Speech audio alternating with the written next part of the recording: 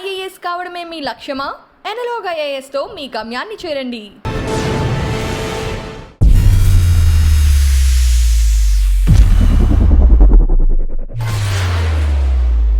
ఎవరి పని వాళ్ళు చేసుకుంటే వ్యాస్ గారి సమయంలో 4 ఎన్కౌంటర్లు ఎందుకు జరుగుతాయి? ఆయన పని అయినా చేసుకుంటూ పోయిండు. పోలీస్ డ్యూటీ, అరెస్టు, కోర్టు, కానీ ఎన్కౌంటర్ చేయాలని ఎక్కడ చట్టం రైట్. నేను ఇప్పుడు ఒక కర్ర తీసుకొని మిమ్మల్ని కొడతా, మీరు ఏం చేయాలి? కొట్టండి సార్, నేను ఇక్కడ నియరెస్ట్ పోలీస్ స్టేషన్ పోయి కంప్లైంట్ ఇస్తాను అంటారా? ఈ కర్ర నుంచి మీరు తప్పించుకుంటారా? సార్ ఇవన్నీ కూడా స్కెచ్ వేస్తుంటారంట, నిజమా? ఇది స్కెచ్ వేయడము, లేకపోతే పోలీసు వాళ్ళ దగ్గర రకరకాలుగా కథలు ఉంటాయి. మురళి ఒక మల్లెపూలు జేబులో పెట్టుకొని గేట్లు ఎంటర్ అవుతుందంటే మురళి కంటే మొదలే జేబులో ఉన్నటువంటి వాసన వచ్చేస్తుంది. పటాన్చేరు వచ్చారు. పటాన్చేరులో ట్రేడ్ యూనియన్ నాయకుడిని అరెస్ట్ చేద్దామని చెప్పి నోవా పైన్ ఫ్యాక్టరీ దగ్గర గొడవ అవుతుంటే పోయాడు. ఇట్లా అన్నాడు, వాడు ఇట్లా అంటే మావాడు ఆజాన్ బావుడు ఇట్లా టక్కన పట్టేసి మా ఇద్దరి మధ్యలో కూర్చున్నాడు. అంజయ్య ఎస్ఐ అనేటువంటి ఒకడు వచ్చిండంట. మీరున్న టైంలో రామచంద్రారెడ్డి గారు అని ఒక రామచంద్రారెడ్డి గారు చాలా శ్రూడ్ పాలిటిషియన్ అండి. ఏమో నీకు చట్టంలో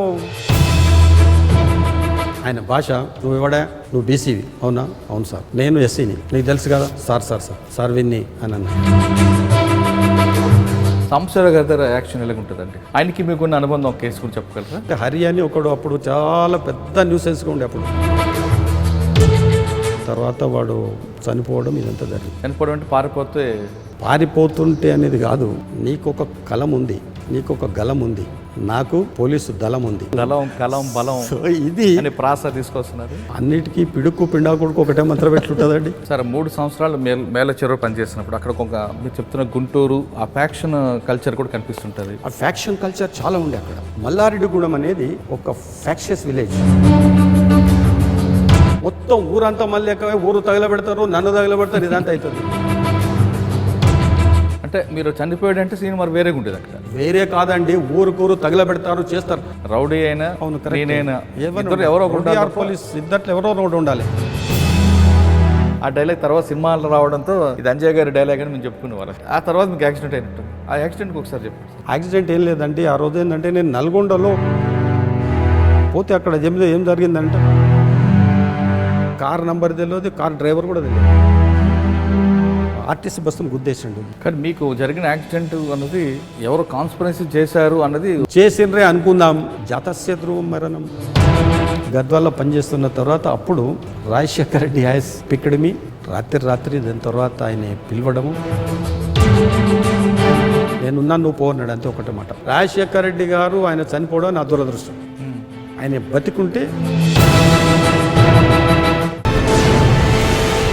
వెల్కమ్ టు క్రైమ్ డైరీస్. ఇవాళ మన గెస్ట్ గతంలో రౌడీల పాలిట సింహస్వప్నం, అసాంఘ శక్తుల గుండెలో రైలు పరిగెత్తించిన పాత పోలీసింగ్ చూపించిన పోలీస్ ఆఫీసర్. పేరు బైరి అంజయ్య అలియాస్ మీసాల్ అంజయ్య. మీసాల్ అంజయ్య గారు ఎక్కడ పనిచేస్తే అక్కడ రౌడీలు అని ఉండాలి. రౌడీ అయినా, నక్సలైట్ అయినా, యాంటీ సోషల్ ఎలిమెంట్ అయినా ఎవరైనా పోలీసే ఉండాలి తప్ప ఇంకా 3 పాత్రలు ఉండకూడదు అని నమ్మే పోలీసింగ్ ఆఫీసర్. అంటే బేసిక్ పోలీసింగ్ ఏం చెప్తుంది అనేది ఖచ్చితంగా చేసి చూపించలో ఆయన దిట్ట. అంటే ప్రజలకి కోర్టులు తీర్పులతో కాకుండా పోలీస్ స్టేషన్కి వచ్చే బాధితులకి వెంటనే న్యాయం చూపించిన పోలీస్ ఆఫీసర్. అంతేకాకుండా అవుట్ స్టాండింగ్ ఆఫీసర్గా పేరొందిన వ్యాస్ గారికి ప్రియ శిష్యుడు. నల్గొండ జిల్లాలో వ్యాస్ గారు పనిచేస్తున్నప్పుడు మీసాల అంజయ్ గారు అలియాస్ బైర్ అంజయ్ గారు ఆయన దగ్గర నేర్చుకున్నారు పాఠాలు ఏంటి, అసలు గతంలో పోలీసింగ్ ఏ విధంగా ఉండేది, ప్రస్తుత పోలీసింగ్ ఏ విధంగా ఉంది, గతంలో ట్రెడిషనల్ క్రైమ్ ఏ విధంగా జరిగేది, ప్రస్తుతం ప్యాటర్న్ మారిన తర్వాత క్రైమ్ ఏ విధంగా ఉంది, దానికి దీనికి తేడా ఏంటి. ముఖ్యంగా గతంలో పోలీసులు అంటే ప్రజలకి భయంతో కూడిన గౌరవం లేదా గౌరవంతో కూడిన భయం ఉన్న రోజుల్లో అప్పుడు వ్యవస్థలో లోపాలు కానీ వ్యవస్థలో ఎన్ని కష్టాలు రాజకీయాల ప్రయం ఉన్నా లా అండ్ ఆర్డర్ ఎలా కంట్రోల్ చేసేవారు. ఇప్పుడు అది ఎందుకు ఈ స్థాయికి వస్తున్న విషయాల్ని సార్ నడి తెలుసుకుందాం. సార్ నమస్తే అండి. నమస్కారం మురళి గారు, బాగున్నారా? After long time. Bair Anjaiah garu. Okay, good. KPHB police station అంటే అప్పుడు కుక్కటిపల్లి పోలీస్ స్టేషన్. అప్పుడు అవన్నీ లేవులేరండి. ఎప్పుడు అంతే, ఇప్పుడు 4 పోలీస్ స్టేషన్లు అయినప్పుడు ఒకటే పోలీస్ స్టేషన్. అప్పుడు కుక్కటిపల్లి పోలీస్ స్టేషన్ అంటే కుక్కటిపల్లి వై జంక్షన్ నుండి చందానగర్ వరకు. మీరు వచ్చారు పోలీస్ స్టేషన్కి. మేము అప్పుడే మా లెర్నింగ్ స్టార్ట్ అవుతుంది. మీరు వచ్చిన పోలీస్ స్టేషన్కి వచ్చిన నెక్స్ట్ డే గోకుల్ ఫ్లాట్స్లో ఒక మర్డర్, మీరు మాకు క్రిమినల్స్ అందరూ ఇన్విటేషన్ చేస్తున్నారు, ఐఎమ్ వెరీ హ్యాపీ అనుకుంటే మీరు పరిగెట్టడం అదంతా మాకు కళ్ళ ముందు కనిపిస్తుంది. కానీ అప్పటికే మీ ఫీడ్బ్యాక్ అంతా కూడా పోలీస్ స్టేషన్కి వచ్చింది. మీకన్నా ముందు సత్యనారాయణ గారు అని ఒక మా సీనియర్ సీనియర్ ఆయన చనిపోయారు ఇటీవల కాలంలో. ఆయన తర్వాత మీరు రావడం, సత్యనారాయణ గారి తర్వాత అంజయ్ గారు వస్తున్నారు. గతంలో నల్గొండ జిల్లాలో అందరినీ ఉతికి ఆరేసాడు, వెండబెట్టాడు, పటాన్చెర్లో కూడా చేశారు. అటువంటి వ్యక్తి వస్తున్నారు. వాళ్ళు చాలా జాగ్రత్తగా ఉండాలంటే మీ కానిస్టేబుల్సే మీకన్నా ముందే మెసేజ్ తీసుకొచ్చారు. అప్పుడు తెలిసింది ఒక పోలీస్ ఆఫీసర్ ట్రాన్స్ఫర్ కాకముందు ఆయనకున్న పేరు ఏ విధంగా కంట్రోల్ చేస్తుంది. సత్యనారాయణ గారు కూడా బాగానే చేశారు. అయినా మీసాల అంజయ్ గారు, ఎల్ఐఎస్ బైర్ అంజయ్ గారు వచ్చారు కాబట్టి ఆ ప్రాంతం అంతా కేపీహెచ్పీలో రౌడీజం, ఆ ఫోర్త్ ఫేస్లో రౌడీజం అంతా మీ పేరే కొంత కంట్రోల్ చేసుకొచ్చింది.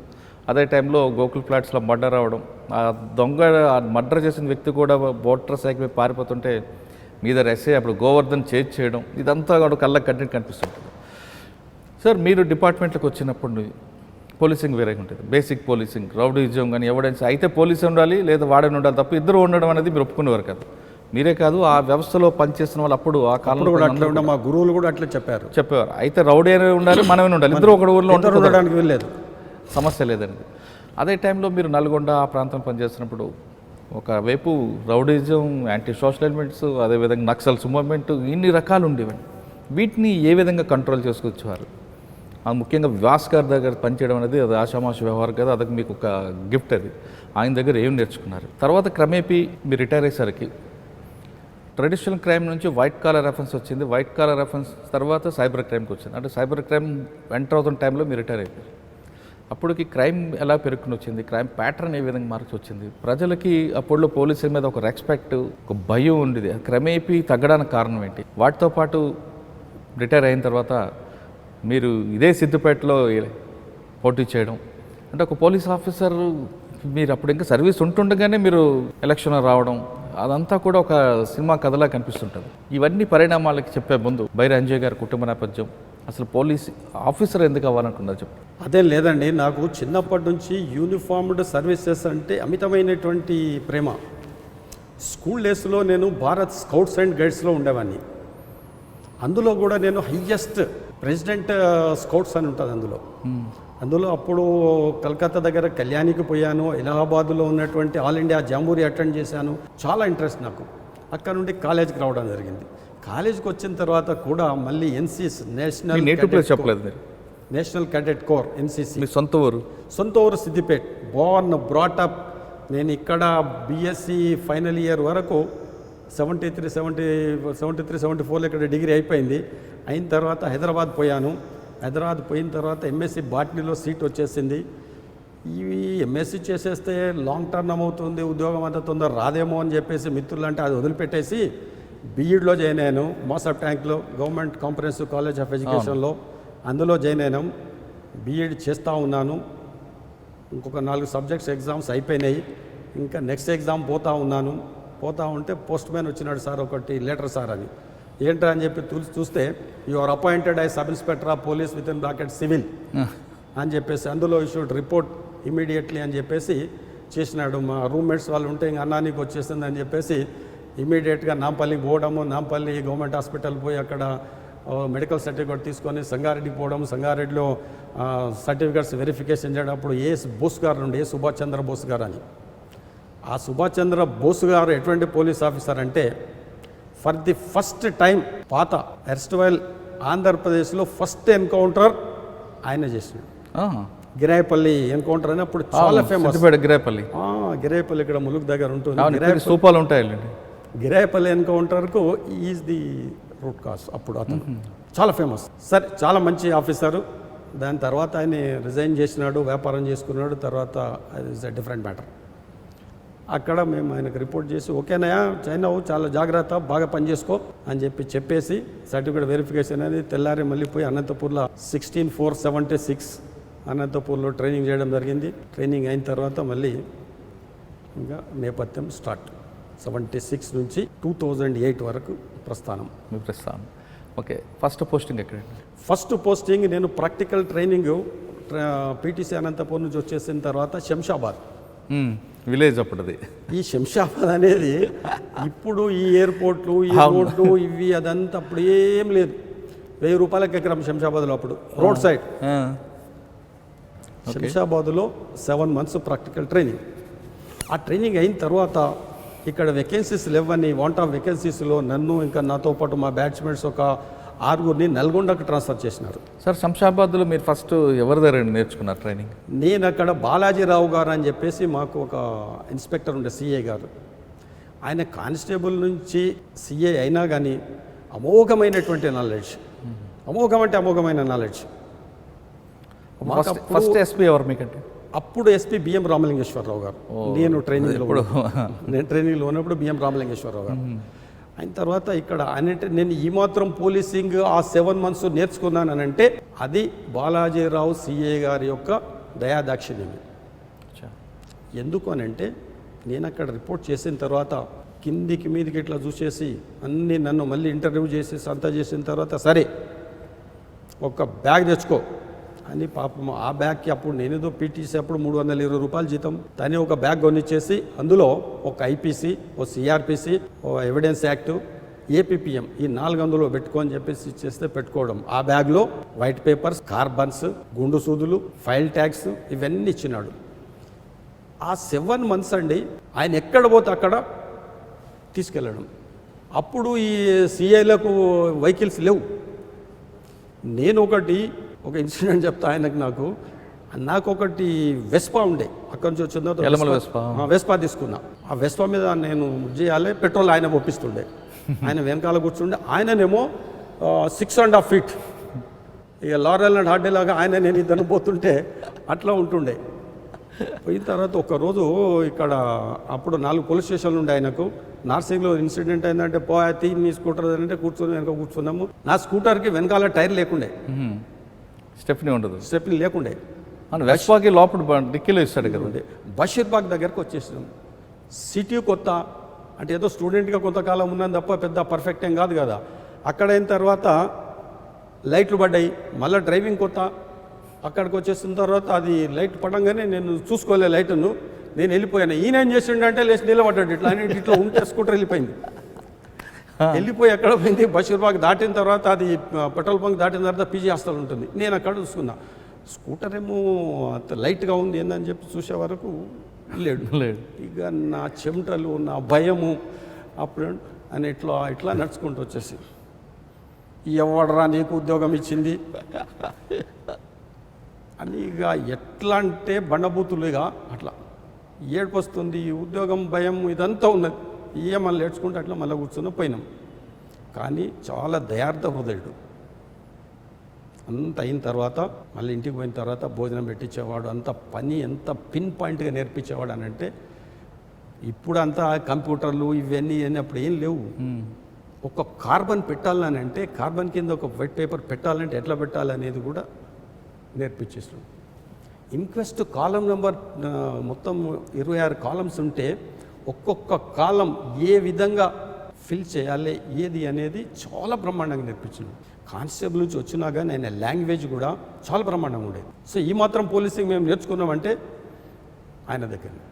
ఓకే, ఇదే విషయము ఆయన నేర్పినటువంటి ఈ పోలీసు విద్యనే నేను అనేక సార్లు మా పోలీస్ అకాడమీలో అప్పటికప్ప పోలీస్ అకాడమీలో సిడిటిఎస్లో నేను రెగ్యులర్గా డిఎస్పీ సైబర్ క్రైమ్ ఉన్నప్పుడు సిఐడిలో క్లాసెస్కి పోయేవాడిని సైబర్ క్రైమ్స్ మీద. అది తర్వాత డిస్కస్ చేద్దాం. అక్కడ ఈయన చెప్పినటువంటి ఈ టెక్నిక్స్ కానీ ఈ పోలీసింగ్ కానీ అది నాకు చాలా ఉపయోగపడింది. ఓకే, శంషాబాద్లో 7 నెలలు ట్రైనింగ్ తర్వాత శంషాబాద్లో 7 months ట్రైనింగ్ తర్వాత వాంట్ ఆఫ్ వేకెన్సీస్లో నల్గొండకు ట్రాన్స్ఫర్ చేసిన నాతో పాటు ఇంకొక 6-7 మెంబర్స్ని పోయినాము. పోయిన తర్వాత అప్పుడు అక్కడ పెద్దారెడ్డి గారు పెద్దారెడ్డి అని ఎస్ఐ నుంచి ఐపీఎస్ ఆఫీసర్ ఎస్పీఐ రిటైర్ అయినారు. ఆయన ఎస్పీ అప్పుడు అక్కడ పోయిన తర్వాత ఒక్కొక్కరిని ఇంటర్వ్యూ చేసేసి నాకు మేడ్ల చెరువు అని పోలీస్ స్టేషన్కి పోస్టింగ్ ఇచ్చినాడు. ఈ మేడ్ల చెరువు పోలీస్ స్టేషన్ అనేది కృష్ణా, గుంటూరు, నల్గొండ 3 జిల్లాలకు బార్డర్. అది కృష్ణపట్టిలో ఉంటుంది. అక్కడ 3 years చేసినాం. ఆ 3 years చేస్తుంటేగా అనేక మంది గురుస్వామి గారు, తర్వాత బాసిత్ గారు వీళ్ళందరూ ఎస్పీలు వచ్చినారు. లాస్ట్ మినిట్లో వ్యాసగురు కూడా వచ్చినాడు. సార్ 3 సంవత్సరాలు మేల చెరువు పనిచేసినప్పుడు అక్కడ ఒక మీరు చెప్తున్న గుంటూరు ఆ ఫ్యాక్షన్ కల్చర్ కూడా కనిపిస్తుంటుంది. ఆ ఫ్యాక్షన్ కల్చర్ చాలా ఉండే అక్కడ. అప్పుడు బాంబులు, నాటు బాంబులు తయారవడం, పొలాల్లో బాతి పెట్టడం అనేది మేల చెరువు పక్క అది ఎట్లుండేనంటే పోలీసుల సమయస్ఫూర్తి పాటించాలి అనే దానికి మా గురువు గారు చెప్పిన దానికి bloody well application of common sense at right time అనేది మా గురువులు నేర్పిస్తుంది. ఒక్క ఇన్సిడెంట్ చెప్తా. మల్లారెడ్డిగూడెం అనేది ఒక ఫ్యాక్షియస్ విలేజ్, మేల్చూరులో. అక్కడ పోలీస్ స్టేషన్ అనేది చింతలపాలెం అని. అక్కడ సిపిఎం వర్సెస్ సిపిఐ, చాలా ఫ్యాక్షన్. ఈ వాడకట్టోడు అటువాడు, అక్కడోడు ఇక్కడ రాడు. ఒక సిపిఎం లీడర్ని సిపిఐ వాళ్ళు మర్డర్ చేసినారు. ఇన్ఫర్మేషన్ వచ్చేసింది. అప్పుడు ఏముందంటే ఒక మోటార్ సైకిల్, ఒక కానిస్టేబుల్ వెనక పోయినాం. పోయిన తర్వాత చూసినాం, ఊరంతా అట్టుడుకుతుంది. ఇంజూర్డ్ దగ్గరికి పోయి చూసేస్తే నాకు నా పరిజ్ఞానంతో బట్టి చూస్తాడు పోయిండు. వీడు పోయిండని నేను అంటే మొత్తం ఊరంతా మళ్ళీ ఎక్కవే, ఊరు తగలబెడతారు, నన్ను తగలబెడతారు, ఇదంతా అవుతుంది. నా దగ్గర ఫోర్స్ లేదు. అరే పానం ఉన్నదే, పానం మీద నడు ఏదన్నా ట్రాక్టర్ తీసుకురండి అని చెప్పి ట్రాక్టర్ పట్టుకుని ట్రాక్టర్ మీద చేసేసి పంపించేసినాం. పంపించేసి ఒక మస్కూరు ద్వారా, అప్పుడు మస్కూరులు అందరు కాదు, ఇప్పుడు విలేజ్ సర్వెంట్స్, ఆ మస్కూరు ద్వారా మా సీఐకి అప్పుడు ఈ ఫోన్లు లేవు, తర్వాత ఈ వైర్లెస్ లేవు, ఇప్పుడు ఏం లేవు కదా, ఆయనకి ఇన్ఫర్మేషన్ పంపించినాం. సార్ ఇట్లా జరిగింది, వాడు అసలు యాక్చువల్గా పోయినాడు, కానీ ఇట్లా అవుతుంది సార్, మీరు ఎస్పీ గారితో మాట్లాడి ఫోర్స్ తెప్పియండి సార్ అని చెప్పేసి సార్ ఫోర్స్ తోటి తెప్పియడము, మళ్ళీ సీఏ గారు వేరే సర్కిల్ ఎస్ఐలు అందరినీ తీసుకున్నాడు, కంట్రోల్ చేయడం, ఇది చేస్తున్నాడు. సమయస్ఫూర్తి అనేది అది ఎట్లా అనేది అది నాకు జీవితంలో చాలా ఉపయోగపడింది. అంటే మీరు చనిపోయాడంటే సీన్ మరి వేరేగా ఉండేది అక్కడ. వేరే కాదండి, ఊరుకూరు తగలబెడతారు, చేస్తారు. ఒక్కసారి మనిషి అక్కడి నుంచి షిఫ్ట్ అయిందనంటే మనకు బ్రీతింగ్ టైం ఉంటుంది. అవును, మనం ఫోర్స్ తర్వాత మొబిలైజ్ చేసుకోవడము, మనం ప్లాన్ చేసుకోవడం, ఇదంతా చేసుకోవడము. అదర్ సైడ్ తర్వాత ఎవడో తర్వాత ఇది ఉన్నాడు, అగ్రెసర్స్ ఉన్న వాళ్ళని అరెస్ట్ చేయడము, ఇదంతా చేయడము, పికెట్స్ వేసుకోవడం, పెట్రోల్, ఇదంతా కామన్ అవుతుంటుంది. అది ఒకవేళ అక్కడే బాడీ డిక్లేర్ చేసి బాడీ అక్కడే ఇట్లా ఉంటే మా మీద అటాక్ చేసే వాళ్ళు ఒక కానిస్టేబుల్, నేను ఏం చేయగలరు? ఏం చేయలేదు. ఫెరోషియస్, మళ్ళీ అవును, ఫ్యాక్షన్, నల్గొండ కమ్యూనిస్టులు, ఇవన్నీ కథలు. సార్ అక్కడ ఇంకా బాగా గుర్తున్న సంగతి చెప్పండి. అంటే రౌడీలు కూడా బాగా, అదొకటి బాగా గుర్తున్న సంగతి. మేళ్ల చెరువు proper it self PS Naidu అని ఒక అతను ఉండే, పసుపులెట్టి సైదయ్య చిన్న నాయుడు అని. ఇంకా అదర్ సైడ్ అక్కడ నాయుడుస్ వర్సెస్ రెడ్డిస్ ఫ్యాక్షన్. అక్కడ ఊరు కూరండి, వీడు రోడ్డు ఉంటే అటుపక్క ఆ పార్టీ, ఇటుపక్క ఆ పార్టీ, వీడు అటువాడు, వాడు ఇటురాడు. ఒకనొక టైంలో ఒకరోజు ఇద్దరు కొట్టుకుంటుంటే ఎట్లా ఇక బరీ గీత గీసినట్టే పెట్టేస్తే వాడు వీళ్ళు రాల్సిట్టు, వీడు వాళ్ళు రాలిస్తున్నాడు. ఇస్తున్న తర్వాత ఇప్పుడు నేను మధ్యలో పోవాలి, పోతే వానరాయి వీనరాయి రెండు నాకు తగులుతుంది. ఏం చేయాలి అంటే ఒక పక్కని తప్పియాలి, ఇంకొక పక్కని తప్పించుకుంటాం, మధ్యలో పోయి నువ్వు ఇట్లా ఇట్లాంటివంటే అంతే సంగతి కాదు. సో ఆ ఇన్సిడెంట్ కూడా ఒకసారి నాకు చాలా ఇదైపోయింది. సార్ ఇది కాకుండా సెంటర్లో రౌడిజాన్ని అక్కడ ఈ ఫ్యాక్షన్ ఇది కంట్రోల్ చేయగలిగినాం కొంతవరకు. చేసేసిన తర్వాత వ్యాస్ గారు నా పోలీస్ స్టేషన్కి వచ్చి ఇన్స్పెక్షన్ చేస్తున్నాడు. చూసిన తర్వాత ఏ బ్యాచ్ ఏంటి, ఏం చదువుకున్నారు. సార్ వ్యాస్ గారు ఇష్యూకి వెళ్ళకముందు బాసిత్ గారు కూడా మీరు చేశారు. బాసిత్ గారు కూడా ఆయనకంటే మొదలు బాసిత్ గారు కూడా ఉండే. బాసిత్ గారు కూడా ఎస్పీ గారు పనిచేసినారు. అప్పుడు ఆయనతో పెద్ద మాకు అటాచ్మెంట్ ఏం లేదు. కానీ అదే టైంలో మీ గురువుగా, మీ సీనియర్ దగ్గర ఒక వ్యక్తికి, ఒక పెద్ద వ్యక్తికి మధ్యన వివాదాన్ని ఏ విధంగా? అది ఎట్లుంటుందంటే అండి, అప్పటి పోలీసింగ్లో ఎదుటివాడు పోలీసుని ఇన్సల్టింగ్గా చేయడము, లేకపోతే ఇల్ ట్రీట్మెంట్ చేయడము ఎవరైనా చేసినట్టయితే అది ఎట్లా డీల్ చేయాలనేది మా గురువులకు వెన్నుతో పెట్టిన విద్య ఉండే. సరే, మీరు అక్కడ పనిచేస్తున్నప్పుడు మీ సీనియర్కి ఒక పెద్ద వ్యక్తి ఇన్సల్ట్ చేశాడు. ఆ ఇన్సల్ట్ని రిటాలియేషన్ ఏ విధంగా చేశారు? అంటే పోలీస్ స్టైల్లో. అదే రిటాలియేషన్ అని అనం మేము. ఏమంటారు? అదే రిటాలియేషన్ అనడానికి లేదు, కానీ ఇన్సల్ట్ చేసిన మాట వాస్తవం. ఇన్సల్ట్ చేస్తే చట్టం ఏం చెప్తుంది, చట్ట ప్రకారం ఏమన్నా నువ్వు యాక్షన్ ఉంటే తీసుకో, 506, 323 అంతవరకు అవుతుంది. ఇది బెయిలబుల్ అండి అని చెప్పు, బెయిల్ ఇచ్చి కూర్చున్నబెట్టి చేసి పంపించేసాయి, దేర్ ఎండ్స్ ది మ్యాటర్. కానీ ఒక పోలీస్ ఆఫీసర్ను పబ్లిక్లో కానీ పబ్లిక్ ప్లేస్లో కానీ ఇన్సల్ట్ చేసిండ్రు అని అంటే ఆ వ్యక్తి ఇన్సల్ట్ కాదు, అక్కడ వ్యవస్థకే కదా, ఆ వ్యవస్థ, చట్టం, ప్రభుత్వం వాన్ని నిలిచాడు. అందుకే a police constable in uniform is a visible representative of the government. Right, a visible representative of the government. పోలీసులు తర్వాత వ్యవస్థలో చాలా చీఫ్ సెక్రటరీ గారి దగ్గర నుంచి కింద వరకు అనేక మంది పెద్ద పెద్ద ఆఫీసర్లు ఉన్నారు. కానీ వాళ్ళు పబ్లిక్లో వచ్చేసినటువంటి వాళ్ళని చూస్తే మేము సెల్యూట్ చేస్తాం. కానీ ఒక కానిస్టేబుల్ రోడ్డు మీద నిలబడ్డాడు లేకపోతే పోతున్నాడు అంటే is a visible representative of the government. అతనికి ఇన్సల్ట్ జరిగిందంటే గవర్నమెంట్కి ఇన్సల్ట్ జరిగినట్టు లెక్క. సో అట్లా ఇన్సల్ట్ జరిగింది అని అంటే అనేక రకాల ట్రీట్మెంట్స్ అనేక రకాల అప్పుడు ఆ పూర్వకాలంలో చేసినా కానీ ఒకటి ఎగ్జాంపుల్ చెప్పండి. అప్పుడు చేసినా కానీ అప్పుడు ప్రజల వద్ద నుంచి కూడా సపోర్ట్ ఉంటుండే. సీనియర్ ఆఫీసర్స్ కూడా నవ్వి ఓకే ఓకే అనుకుంటే వెళ్ళిపోవడం, నువ్వు చేసినది మంచి పని రా బాబు, చెడు పని అని చెప్పకుండా నవ్వి ఓకే ఓకే అనుకుంటే వెళ్ళిపోయేవాళ్ళు. అదే దానికి ఒక ఎగ్జాంపుల్ ఏం చెప్పగలరా? ఎగ్జాంపుల్ అంటే ఏం చెప్పలేము. ఒక ఎగ్జాంపుల్ చెప్పగలుగుతాను. ఒక ఆఫీసరు మా ఆఫీసర్ను మా ఎస్ఐని, సీనియర్ ఎస్ఐ నాకు 69 బ్యాచ్, ఆయనను ఇన్సల్ట్ చేసినాడు కోర్టులో. బయటికి వచ్చేసిన తర్వాత కూర్చున్నారు. క్యారే పోయి ఐసా కరా క్యా కरेंगे అని. క్యా కర్ సక్తే సాబ్, కానూన్ జో బోలా ఓ కरेंगे అని మనము. మా హెడ్ కానిస్టేబుల్స్ అప్పుడు చాలా ఫాస్ట్గా ఉండేవాళ్ళనండి. హమారా పాస్ एक इलाज है साहब అని వాడు వచ్చాయి. క్యా ఇలాజ్ రే, आप इजाज़त दिए तो हम कर देंगे, ठीक है అన్నాడు. పోయిన తర్వాత వాడు ఎవరికో చెప్పినాడు. వాడు పోయి వాళ్ళకి ట్రీట్మెంట్ ఇచ్చినాడు. ఆ ట్రీట్మెంట్ తీసుకున్నాడు పోలీస్ స్టేషన్కి వచ్చినాడు. అప్పుడు ఈ ఎస్ఐ గారు కాళ్ళ మీద కాలు వేసుకొని కూర్చుంటాడు. ఏమయ్యా సార్ ఇట్లా జరిగింది సార్, దరఖాస్తు రైట్ సాబ్కి కాగజ్ దారే. తర్వాత ఒక కాగితం ఇస్తాడు, రాసేస్తాయి. గుర్తుపడతావు నువ్వు వాళ్ళని? మరి గుర్తుపట్టకపోతే ఎవరు పట్టుకురావాలే? పేరైనా తెలుసా సార్? పేరు తెలియదు మనిషి. అరే నువ్వు పేరు తెలియదు అంటావు, మనిషి తెలియదు అంటావు, మరి చార్మినార్ కాడ ఎర్ర పాప వస్తున్నాడు అన్నట్టు ఉన్నది. ఆయన ఎక్కడ ఒక సామెత ఉన్నది, చార్మినార్కే పాస్ జాకే జో రూయి టోపీ వాళ్ళకు పకడ్కెళ్ళి ఆరాని అంటారు మా దగ్గర జోక్స్. అప్పుడు चारमीनार के पास गए तो पूरे जो रोई टोपी वाले रहते, वो दाढ़ी वाले को पकड़, सोप दाढ़ी वाले रहते, किसको पकड़ना? సో అది అట్లా. మరి గుర్తుపడతావా నువ్వు? పట్టలేము. గుర్తుపట్టానండి. మరి పోనీ పేరైనా తెలుసా? తెలియదు. అది కూడా తెలియదు. సరే నువ్వు ఇట్లా చెప్పు, ఎట్లుంటాడు అని అంటే, ఇవి ఇట్లా అద్దాలు పెట్టుకుంటాడు, ఇట్లా మీసాలు ఉంటాయి, కొంచెం ఎర్రగా ఉంటాడు, ఈ బీటిల్స్ కిందికి ఉంటాయి, చెక్స్ షర్ట్స్ వేస్తాడు ఎక్కువ అవుతాను. అవునా?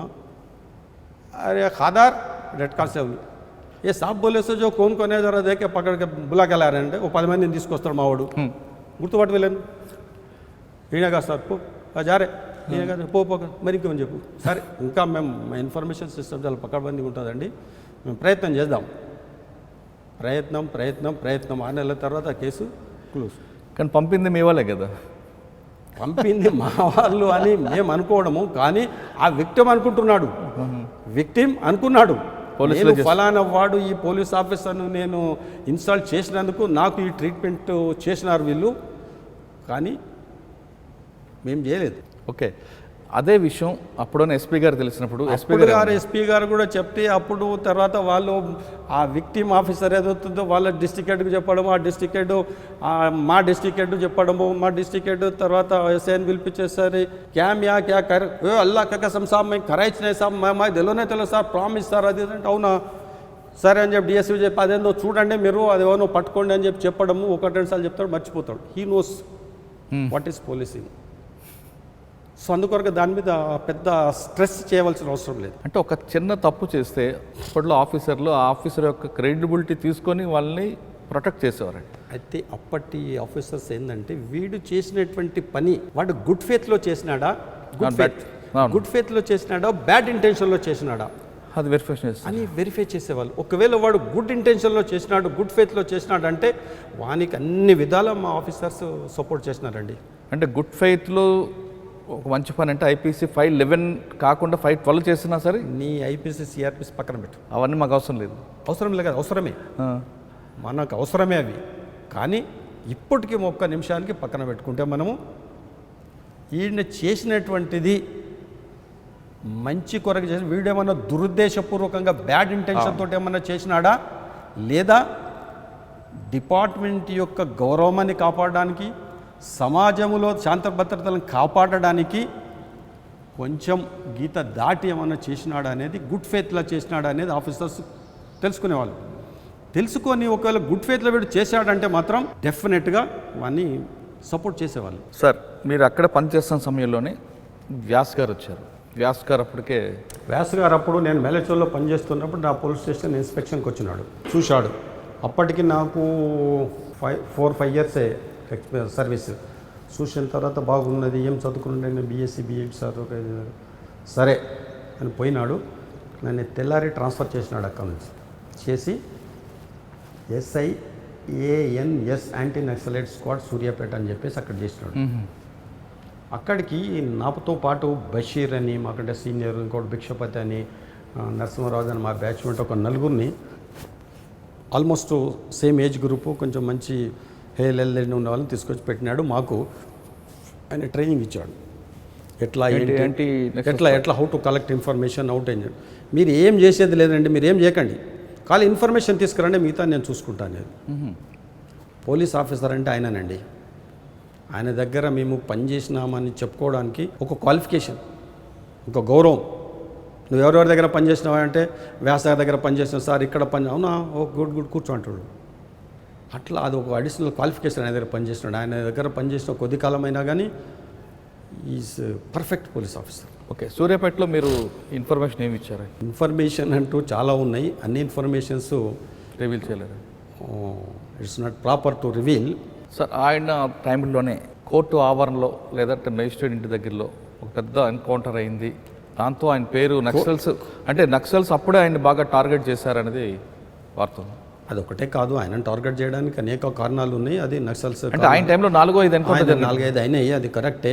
అది అందులో ఒకటి అప్పుడు కోర్టు ఆవరణలో కాదు, అది అప్పుడు ఒక కరడు కట్టినటువంటి ఒక వ్యక్తి దొరికినప్పుడు అతన్ని కోర్టు టైం అయిపోయింది కాబట్టి మేజిస్ట్రేట్ దగ్గర ప్రొడ్యూస్ చేయడం జరిగింది. ప్రొడ్యూస్ చేసేసిన తర్వాత ప్రొడ్యూస్ టుమారో అనడం జరిగింది.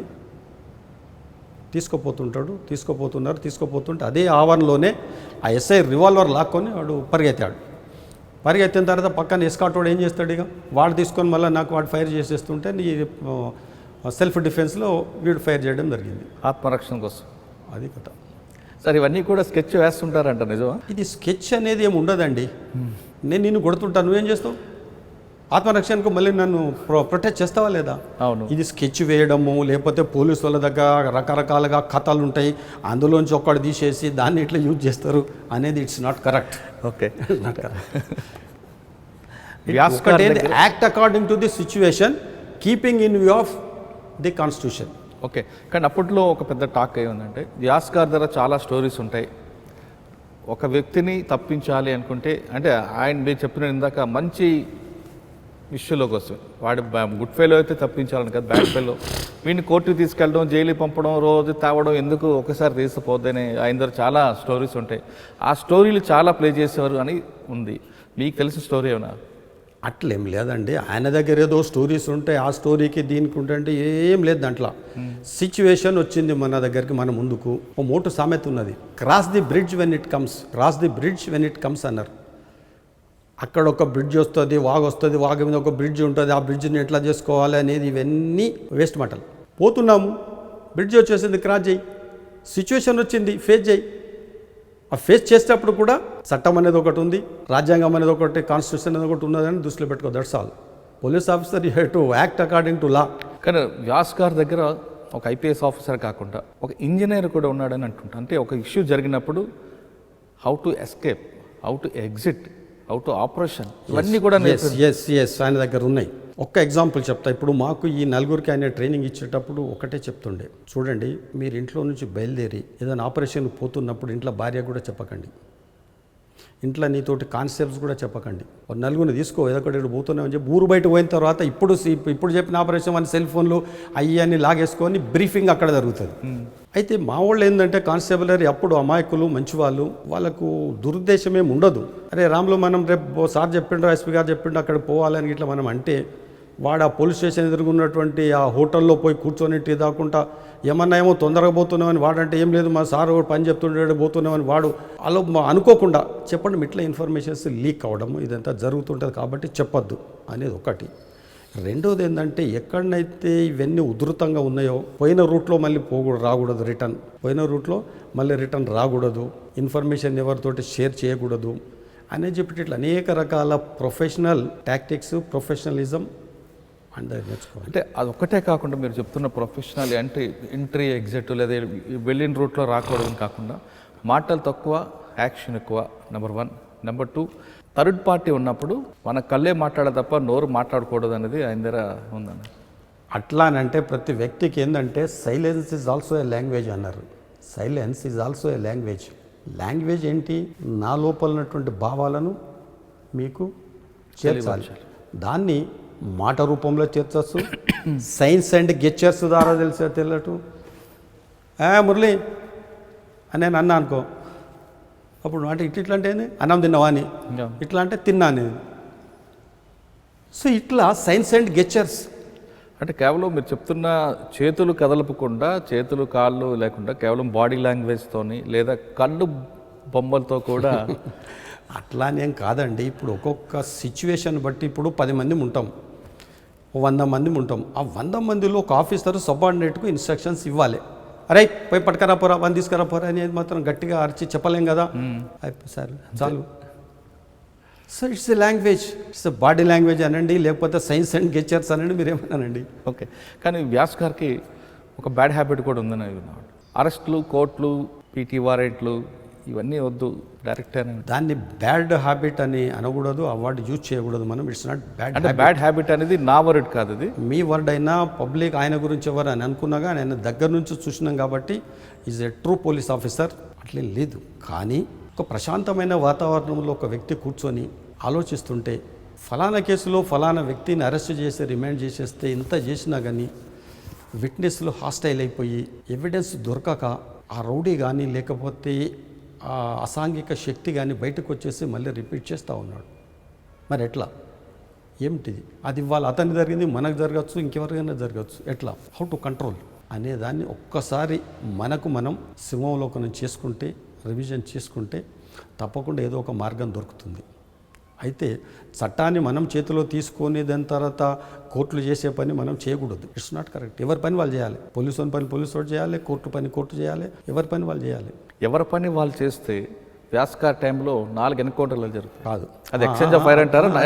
అదే మీకు చెప్తున్నా. ఇప్పుడు ఏమన్నారు? ఎవరి పని వాళ్ళు చేస్తే ఏమన్నారు? ఎవరి పని వాళ్ళు చేసుకుంటే వ్యాస్ గారి సమయంలో 4 ఎన్కౌంటర్లు ఎందుకు జరుగుతాయి? అయ్యా, మీ ప్రశ్నలోనే సమాధానం ఉన్నది. చెప్పండి. మీ ప్రశ్నలోనే సమాధానం ఉన్నది. ఏంటనంటే ఆయన పని అయినా చేసుకుంటూ పోయిండు. కానీ ఎన్కౌంటర్ చేయడమా? కాదు, ఎన్కౌంటర్ చేయడం అని కాదు. సిచ్యువేషన్ వచ్చేసింది, దాన్ని ఫేస్ చేశాడు. ఇది ఎన్కౌంటర్ అని. పోలీస్ డ్యూటీ అరెస్ట్, కోర్టు, కానీ ఎన్కౌంటర్ చేయాలని ఎక్కడ చట్టంలో రైట్. నేను ఇప్పుడు ఒక కర్ర తీసుకొని మిమ్మల్ని కొడతా, మీరు ఏం చేయాలి? కొట్టండి సార్, నేను ఇక్కడ నియరెస్ట్ పోలీస్ స్టేషన్ పోయి కంప్లైంట్ ఇస్తాను అంటారా? ఈ కర్ర నుంచి మీరు తప్పించుకుంటారా? అంటే మీరు కర్ర నుంచి కొట్టే అవకాశం నాకు కల్పిస్తే నేను కాదు. ఇప్పుడు ఎదుటివాడు, ఇప్పుడు మీరు ఒక వ్యక్తిని అరెస్ట్ చేశారు, మీరు కాదు, ఆయన ఒక పోలీస్ ఆఫీసర్. ఎదుటి వాడిని అరెస్ట్ చేసేందుకు పోయినప్పుడు వాడు కాల్పులు జరపడం కానీ లేకపోతే దాని తర్వాత ఎక్సెస్ ఫోర్స్ వీడి మీద యూజ్ చేయడం కానీ జరుగుతున్నప్పుడు ఏం చేయాలి? చట్టమే చెప్తుంది. అవకాశం మీరే ఇస్తే ఏం చేయాలి? నువ్వే నా కొట్రాబాయ్ ఎవడండి? ఎవరి పానం వాడు నన్ను కొట్రాబాయ్ మురళి నన్ను చంపానని అంటారా? ఎవడన్నాడు? ఎందుకనంటే ఇది ఆత్మరక్షణ అనే పదము, సెల్ఫ్ ప్రైవేట్ డిఫెన్స్ ఏదైతే ఉందో చట్టమే కల్పించింది. సార్, మీరు దీన్ని ఎన్కౌంటర్ అని అంటే ఒప్పుకుంటారా? ఎక్స్చేంజ్ ఆఫ్ ఫైర్ అంటే ఒప్పుకుంటారా? సిచ్యువేషన్ బట్టి చెప్పాలి, వర్డ్ యూజ్ చేయాలి. ఓకే సార్, మీకు ఆయన దగ్గర నచ్చింది క్లాసికల్ ఎక్స్చేంజ్ ఆఫ్ ఫైర్ అంటే ఇష్టమా, లేదా బంపింగ్ అంటే ఇష్టమా? బంపింగ్ అనేది మీ విలేకరులు పెట్టుకున్న ముద్దు పేరు అది. బంపింగ్, డంపింగ్ అనేది మీరు పెట్టుకున్న ముద్దు పేరు అది. పోలీసు ఎక్కడ కూడా, పోలీసులు కూడా ఎక్కడ లేదు. మీరు చట్ట ప్రకారంగా అరెస్ట్ చేయండి. ఒకవేళ వాడు ఎదుటివాడు నీ మీద ఏమన్నా తిరగబడి తర్వాత ఏమన్నా చేసినట్టంటే నీ ప్రాణం కాపాడుకోవడానికి చట్టాన్ని కాపాడుకోవడానికి చట్టం ఇచ్చినటువంటి సదుపాయం అన్నట్టు ఉపయోగించుకోండి. ఓకే. ఆ వ్యక్తి దగ్గర ఎలాంటి ఆయుధం లేకపోయినా సరే కాల్చే అవకాశాలు కొన్ని సంఘటనలు ఉన్నాయి కదా? ఉండవు. సరే, వ్యాస్ గారు దానికి ఏమి నేర్చుకున్నారంటే? వ్యాస్ గారి దగ్గర ఇంకా అంటే ఎన్కౌంటర్లో కాకుండా ఒక మంచి పోలీసింగ్ నేర్చుకున్నాను. ఎందుకంటే ఈ రోజు కూడా ఆయన పేరు మర్చిపోవట్లేదంటే అంత వర్క్. ఒక్కటి చెప్తానండి, పోలీసులు అంటే భయము, అభిమానము, భయం అని అన్నారు కదా. ఫస్ట్ వ్యక్తిగతంగా ఆ మనిషి అన్న ఒక క్రమశిక్షణ ఉండాలి. లేడు, ఇంట్లో పెద్దలు తల్లిదండ్రులన్నా చెప్పట్లేదు. స్కూల్కి పోయిన తర్వాత టీచరు లెక్చరర్ వాళ్ళన్నా చెప్పలేదు. సమాజంలో పెద్దలు ఉన్నటువంటి వాళ్ళన్నా చెప్పాలి, వాళ్ళు చెప్తే కూడా వినలేదు. ఇంతమంది చెప్తే వినకపోతే ఆ మనిషిని వదిలిపెడితే వాడు చీడపురుగు అయ్యి సమాజం మొత్తాన్ని చేసేస్తాడు. అటువంటిప్పుడు ఏం చేయాలి? పోలీసు వాడు ఎంటర్ అవుతాడు. అప్పుడు కరెక్టే సార్. ఇప్పుడు మీరు పాయింట్కి వద్దాం. తల్లిదండ్రులు ఒకప్పుడు కొట్టేవారు తప్పు చేస్తే. ఇప్పుడు తల్లిదండ్రులు చెప్పినా వింటలేరు. అదే చెప్తున్నా, తల్లిదండ్రులు కొట్టేవారు కాబట్టి ఆ ఫస్ట్ స్టేజ్లోనే సగం మంది ఆగిపోతారు, మంచి దారిలోకి వచ్చేవారు. అక్కడ కూడా దారి తప్పితే ఉపాధ్యాయుడు కొట్టేవాడు వచ్చేవారు. తర్వాత మీరంటే పెద్దలు, మామలు, చిన్నాళ్ళు, పెద్దవాళ్ళు, లాస్ట్లో పోలీసు వాడు చేయాలి, తల్లిదండ్రులు తప్పనిసరి. ఇప్పుడు పేరెంట్సే కొట్టట్లేదు కదండి. పేరెంట్స్ కొట్టకపోవడం సరికదా, టీచర్ కొడితే ఆయన మీద కేసు అవుతుంది కదా. అవుతుంది. మరి సమాజం ఎటుపోతుంది అనుకోవాలి మనం. అయితే దీనికి ఇది కలియుగం. ప్రతి యుగంలో ఒక ధర్మం ఉన్నది. కలియుగంలో దాని తర్వాత ఇప్పుడు ఎన్ని మార్పులు జరుగుతున్నాయి చెప్పి వింటలేరు. అది కాలమహిమ. నీ కాలచక్రం, నీ కర్మచక్రం ప్రకారంగా అది జరిగి తీరుతుంది. ఇవాళ చెప్తే వింటలేడంటే పోనీ వదిలిపెట్టేస్తుంది. ఇప్పుడు అందుకని కలియుగంతో అనేది కాకుండా ముందు ఇక్కడ ఉన్న సమాజంలో ఉన్న మీరు చెప్తున్న కొంతమంది బాధితులు ప్రత్యక్ష నరకం అందుకొరకు అని చెప్పి గ్రామ పెద్దలు కానీ ముందుకు వచ్చేసి దాని తర్వాత వాళ్ళు ఇనిషియేటివ్ తీసుకోవాలి. ఎందుకంటే ఇప్పుడు మేము పోలీసింగ్ చేసినప్పుడు మా డ్యూటీస్లో ఏ రాజకీయ నాయకుడు కూడా ఇంటర్ఫియర్ కాలే, జోక్యం చేసుకోలే. కానీ ఇప్పుడు ప్రతి చిన్న విషయానికి కూడా జోక్యం అవుతుంది. దానివల్ల ఏమవుతుందంటే పోలీసులు డిమారలైజ్ అవుతుంది.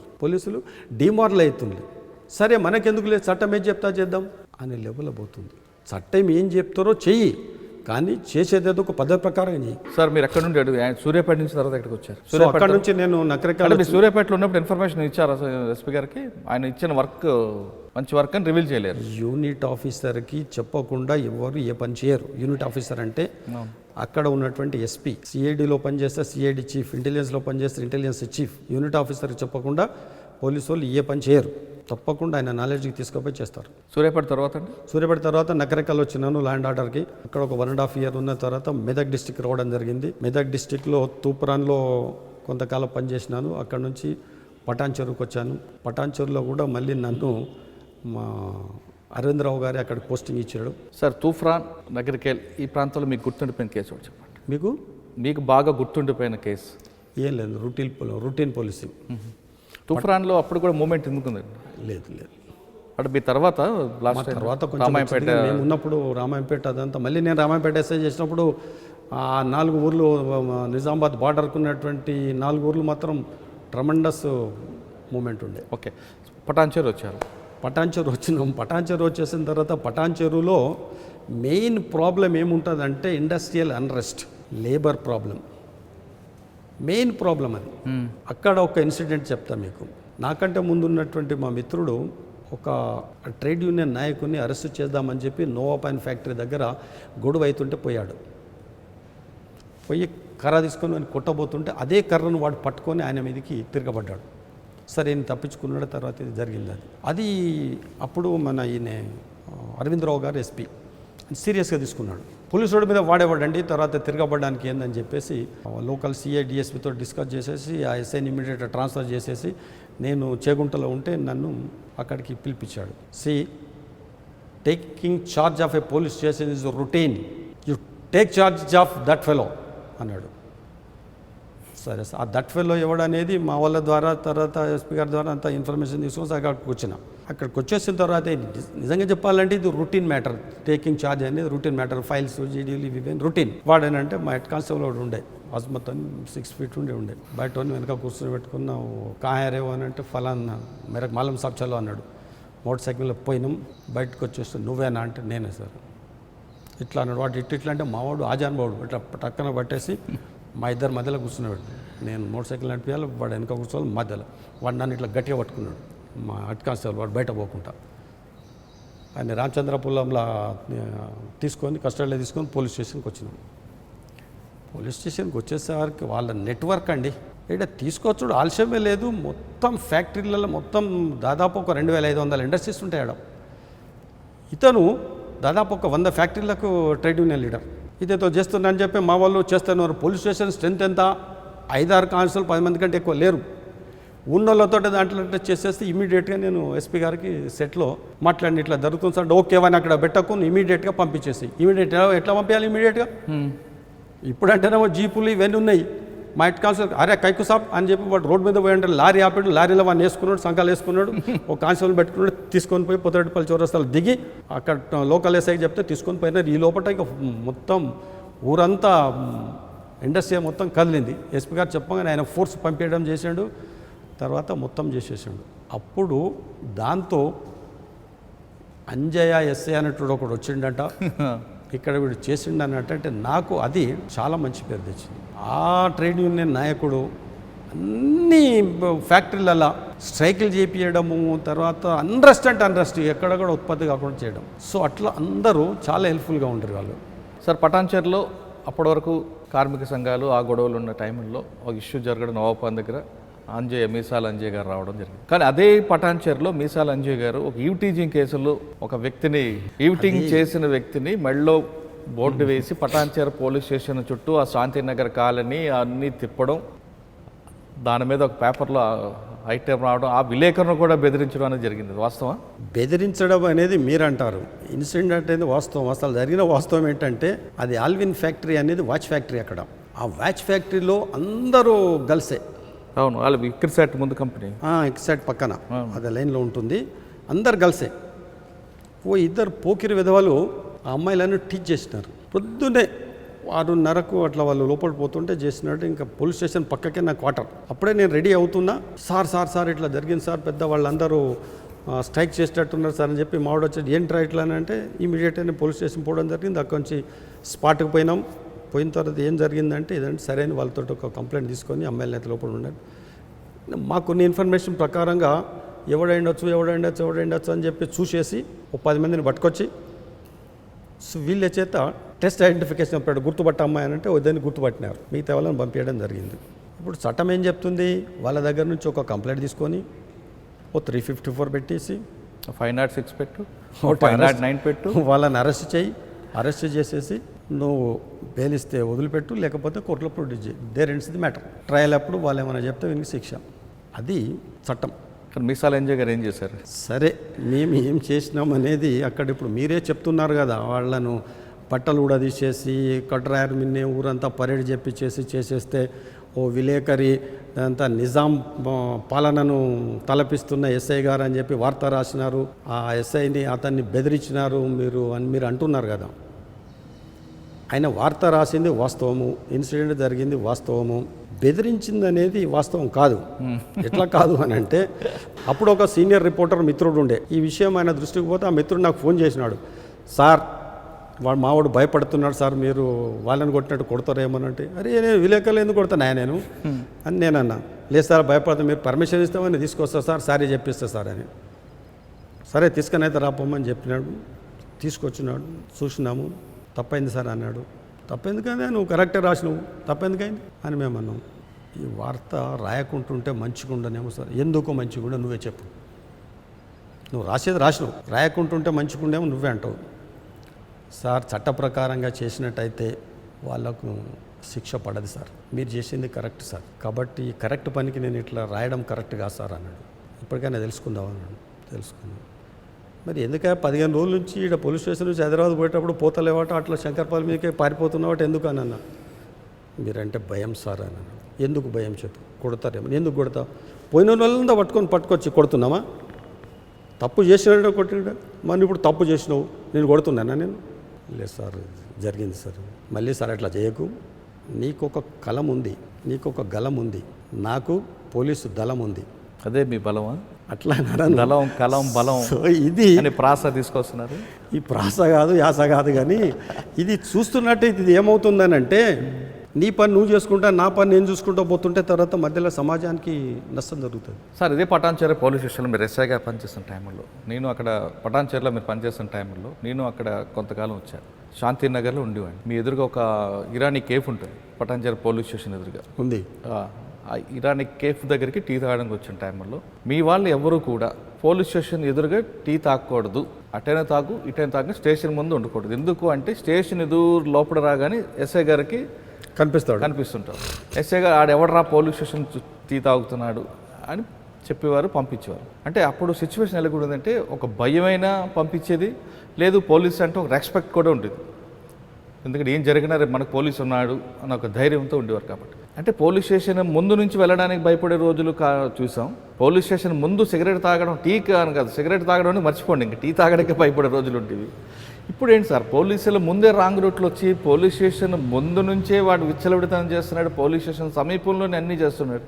అంటే దీన్ని మనం ఏ విధంగా అర్థం చేసుకోవాలి? ఒక్కటి మురళి గారు, దీనికి నా పరిజ్ఞానం ప్రకారంగా 3 విధాలుగా నేను అనలైజ్ చేస్తాను. ఒకటి ఏంటనంటే కాలానుగుణంగా వస్తున్నటువంటి మార్పు కొంత. మాకంటే ముందు మా సీనియర్స్ చేసినటువంటి పోలీసింగ్ను మేము చేయలేదు, మేము చేసినటువంటి పోలీసింగ్ను మా తర్వాత వాళ్ళు చేయలేదు, ఆ తర్వాత వాళ్ళు వచ్చిన ఇప్పుడున్న వాళ్ళు అసలు చేయట్లేదు. కానీ మీరు చెప్తున్నారు కాలానుగుణ వచ్చే మార్పులు అనేది, ఇది మంచితనం అనుకోవాలా చెడు పరిణామం అనుకోవాలా? నేనైతే చెడు అంటానండి. ఎందుకు అని అంటారు, ఎందాక చెప్పుకున్నాం కానీ ఎవరిదో ఒక భయం ఉండాలని. ఎవరు లేకపోతే the society will be at loss. అవును, ఇప్పుడు అదే జరుగుతుంది కదా, society will be at last. ఇప్పుడు మనం బయట పోతున్నామని అంటే ఇవ్వడేముంటుండనే మనమే ఒక భయంగా పోతున్నాము. కారణం ఏంది? అప్పుడు అమ్మో పోలీసు వాళ్ళ రాని. అవును, అరే మా అన్నకు చెప్తాను నేను, ఆ అన్న ఫోన్ చేస్తాడు, అరే ఏమా నువ్వు మావిడ దొరకడా నీకు ఇది.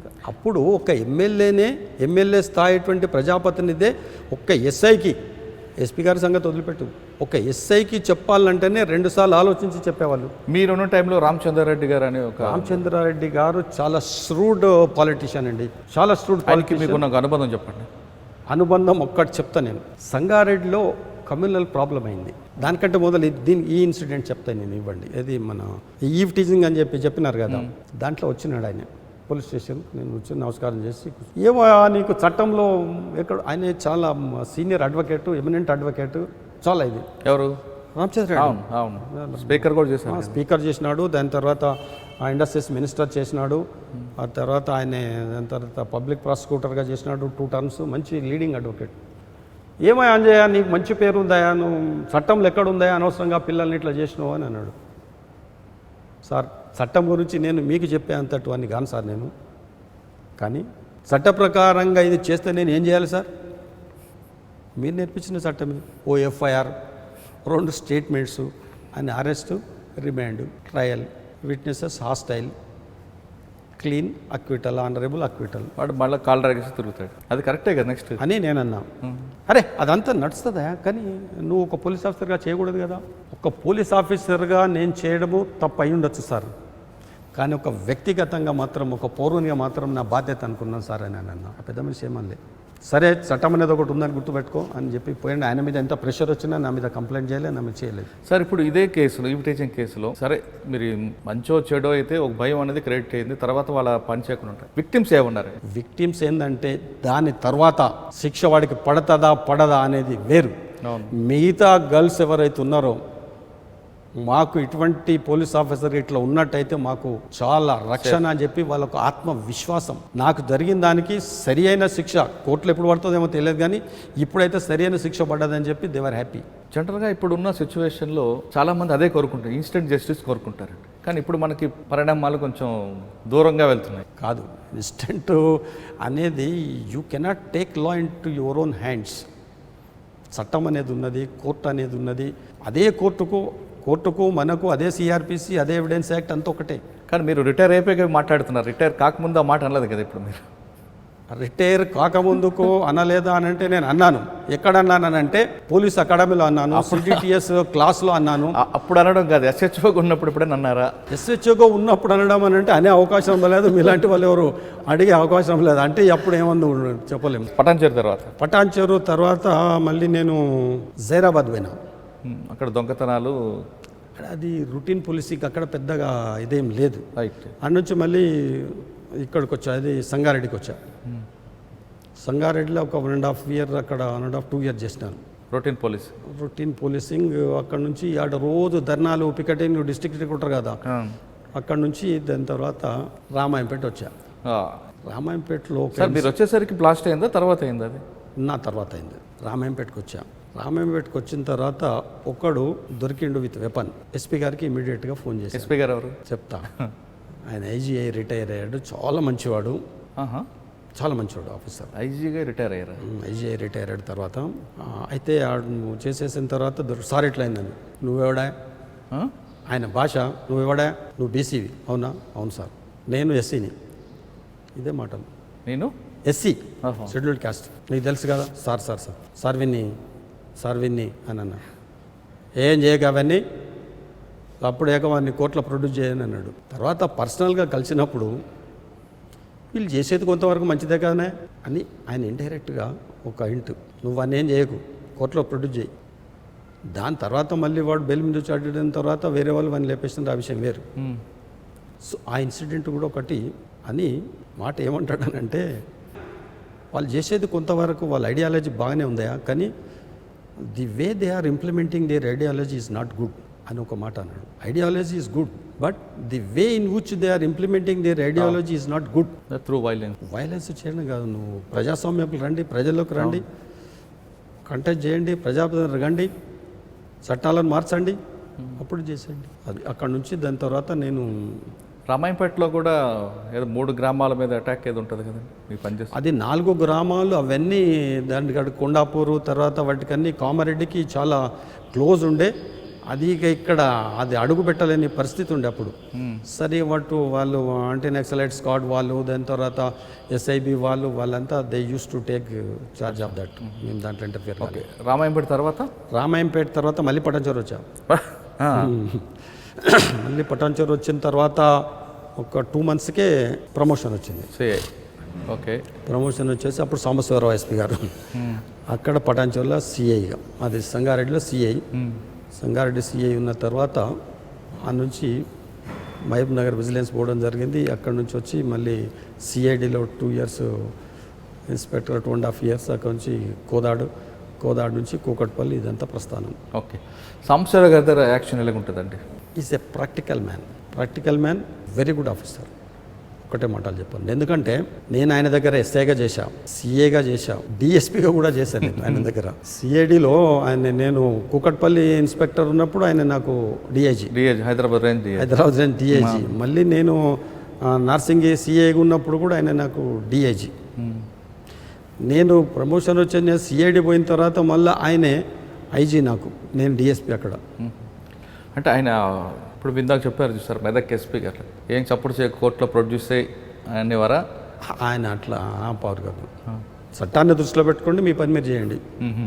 ఆయనకి మీకున్న అనుబంధం ఒక కేసు కూడా చెప్పగలరా? డైరెక్ట్ అనుబంధము అని అంటే కేసులో చెప్పేంత అనుబంధం అంటే ఒకటి హరి అని ఒకడు అప్పుడు చాలా పెద్ద న్యూసెన్స్గా ఉండే అప్పుడు ఇక్కడ సిద్దిపేటలో.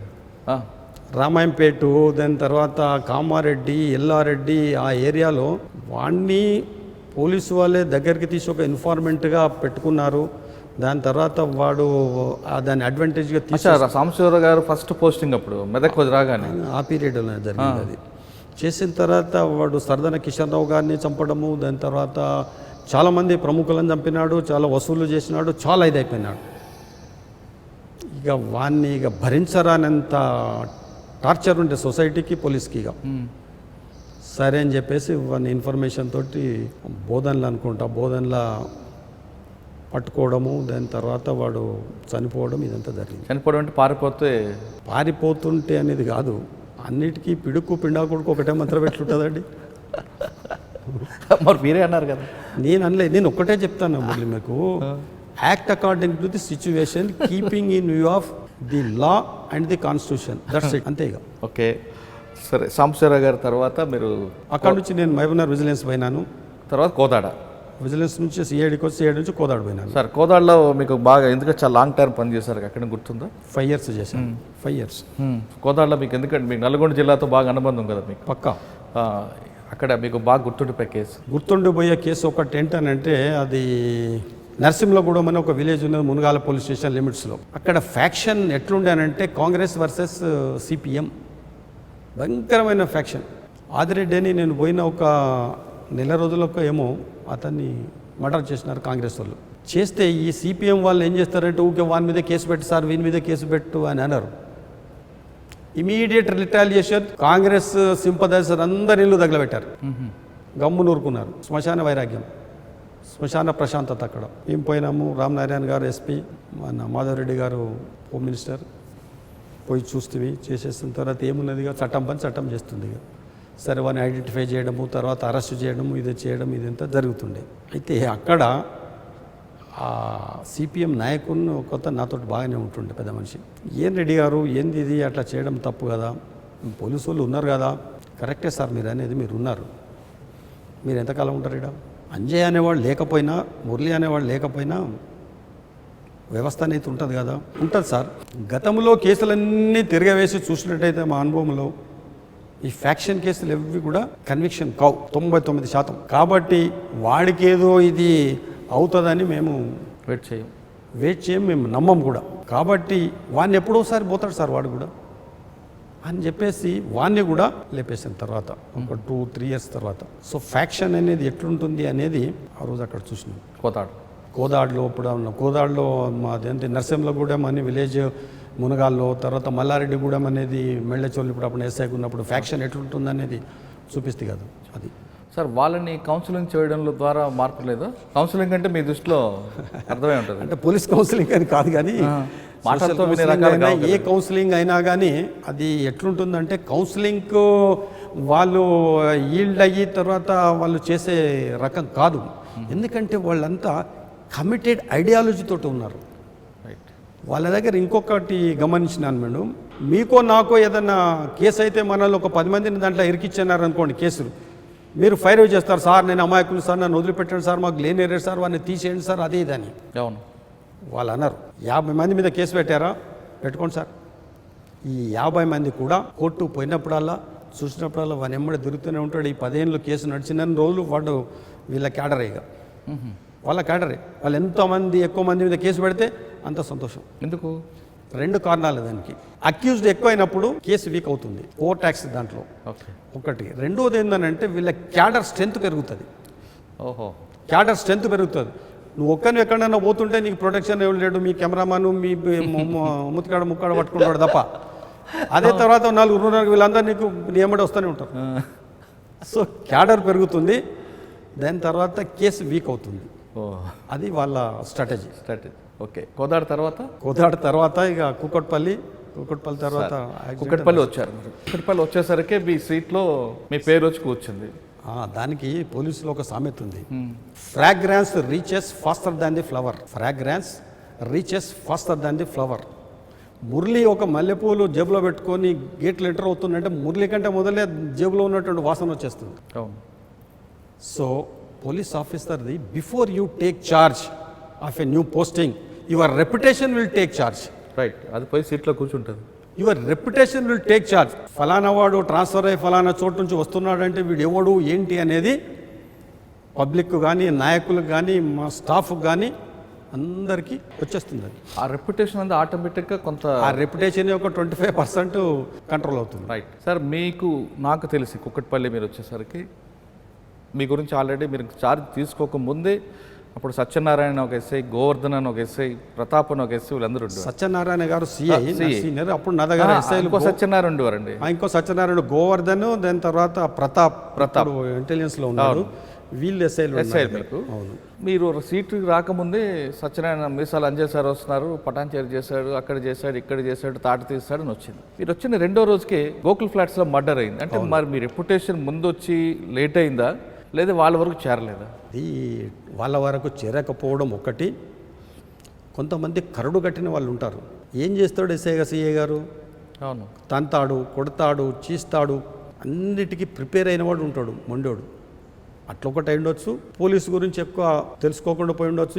ఏం జరిగినా సరే నేను మాత్రం చేసేది. గోకుల్ ప్లాట్స్ ఇష్యూ చెప్పండి సార్, ఏం జరిగింది? నాకు గోకుల్ ప్లాట్స్ గురించి అది ఎక్కువ ఇప్పుడు 42 ఇయర్స్ అవుతుంది దాదాపు. గోకుల్ మీరు వచ్చేసరికి మార్నింగ్ టైంలో ప్లాట్స్ విషయంలో, దాని తర్వాత అక్కడ గొడవ జరిగింది. అది ల్యాండ్ ప్లాట్స్ డిస్ప్యూట్. అది ల్యాండ్ డిస్ప్యూట్స్లో 2 వర్గాల మధ్యలో చేసేసి వాళ్ళు ఒక వర్గం వారు వీడేదో సతాయిస్తూ ఉన్నాడని చెప్పి చేయడం జరిగింది. అది నాకు ఎగ్జాక్ట్లీ ఏంటంటే 42 ఇయర్స్. మీరు చెప్పిన రేసు జరిగింది. చంపిన వ్యక్తి బుల్లెట్ మీద పారిపోతాడు.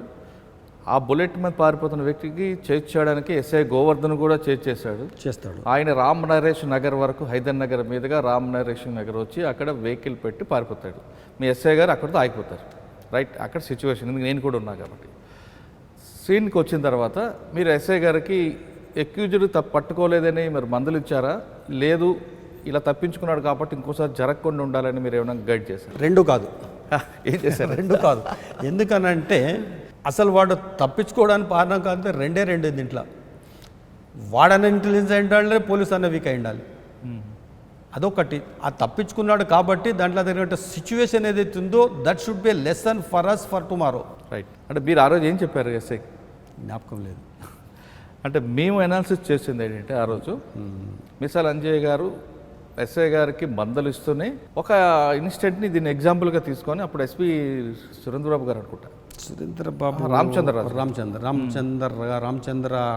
రాజు సార్ ఒక స్టేట్మెంట్ ఇచ్చుంటారని. అప్పుడు మాకున్న పరిజ్ఞానంతో ఏమనుకున్నాం అంటే ఎక్యూజ్డ్ బుల్లెట్ మీద ఉన్నాడు. అప్పుడు విలేకరుగా ఇంత హుషారు లేవు కదా నువ్వు. ఉన్నాం మీరు అప్పుడు ఇప్పుడున్నంత హుషారు అప్పుడు లేవు. ఉంది, మీకు కనబడలేదు. అంటే అప్పుడులో మిమ్మల్ని రీడ్ చేసేంత టైం లేకుండా ఇది కరెక్ట్ మాట. అప్పుడు కూకట్పల్లి ఎట్లుండానంటే అప్పుడు పాత ఆంధ్రప్రదేశ్లోనే కూకట్పల్లి పోలీస్ స్టేషన్ ఎట్లుండే అంటే రాత్రి 12 గంటలకు కూడా డే టైంలో ఉన్నంత బిజీ ఉంటుండే.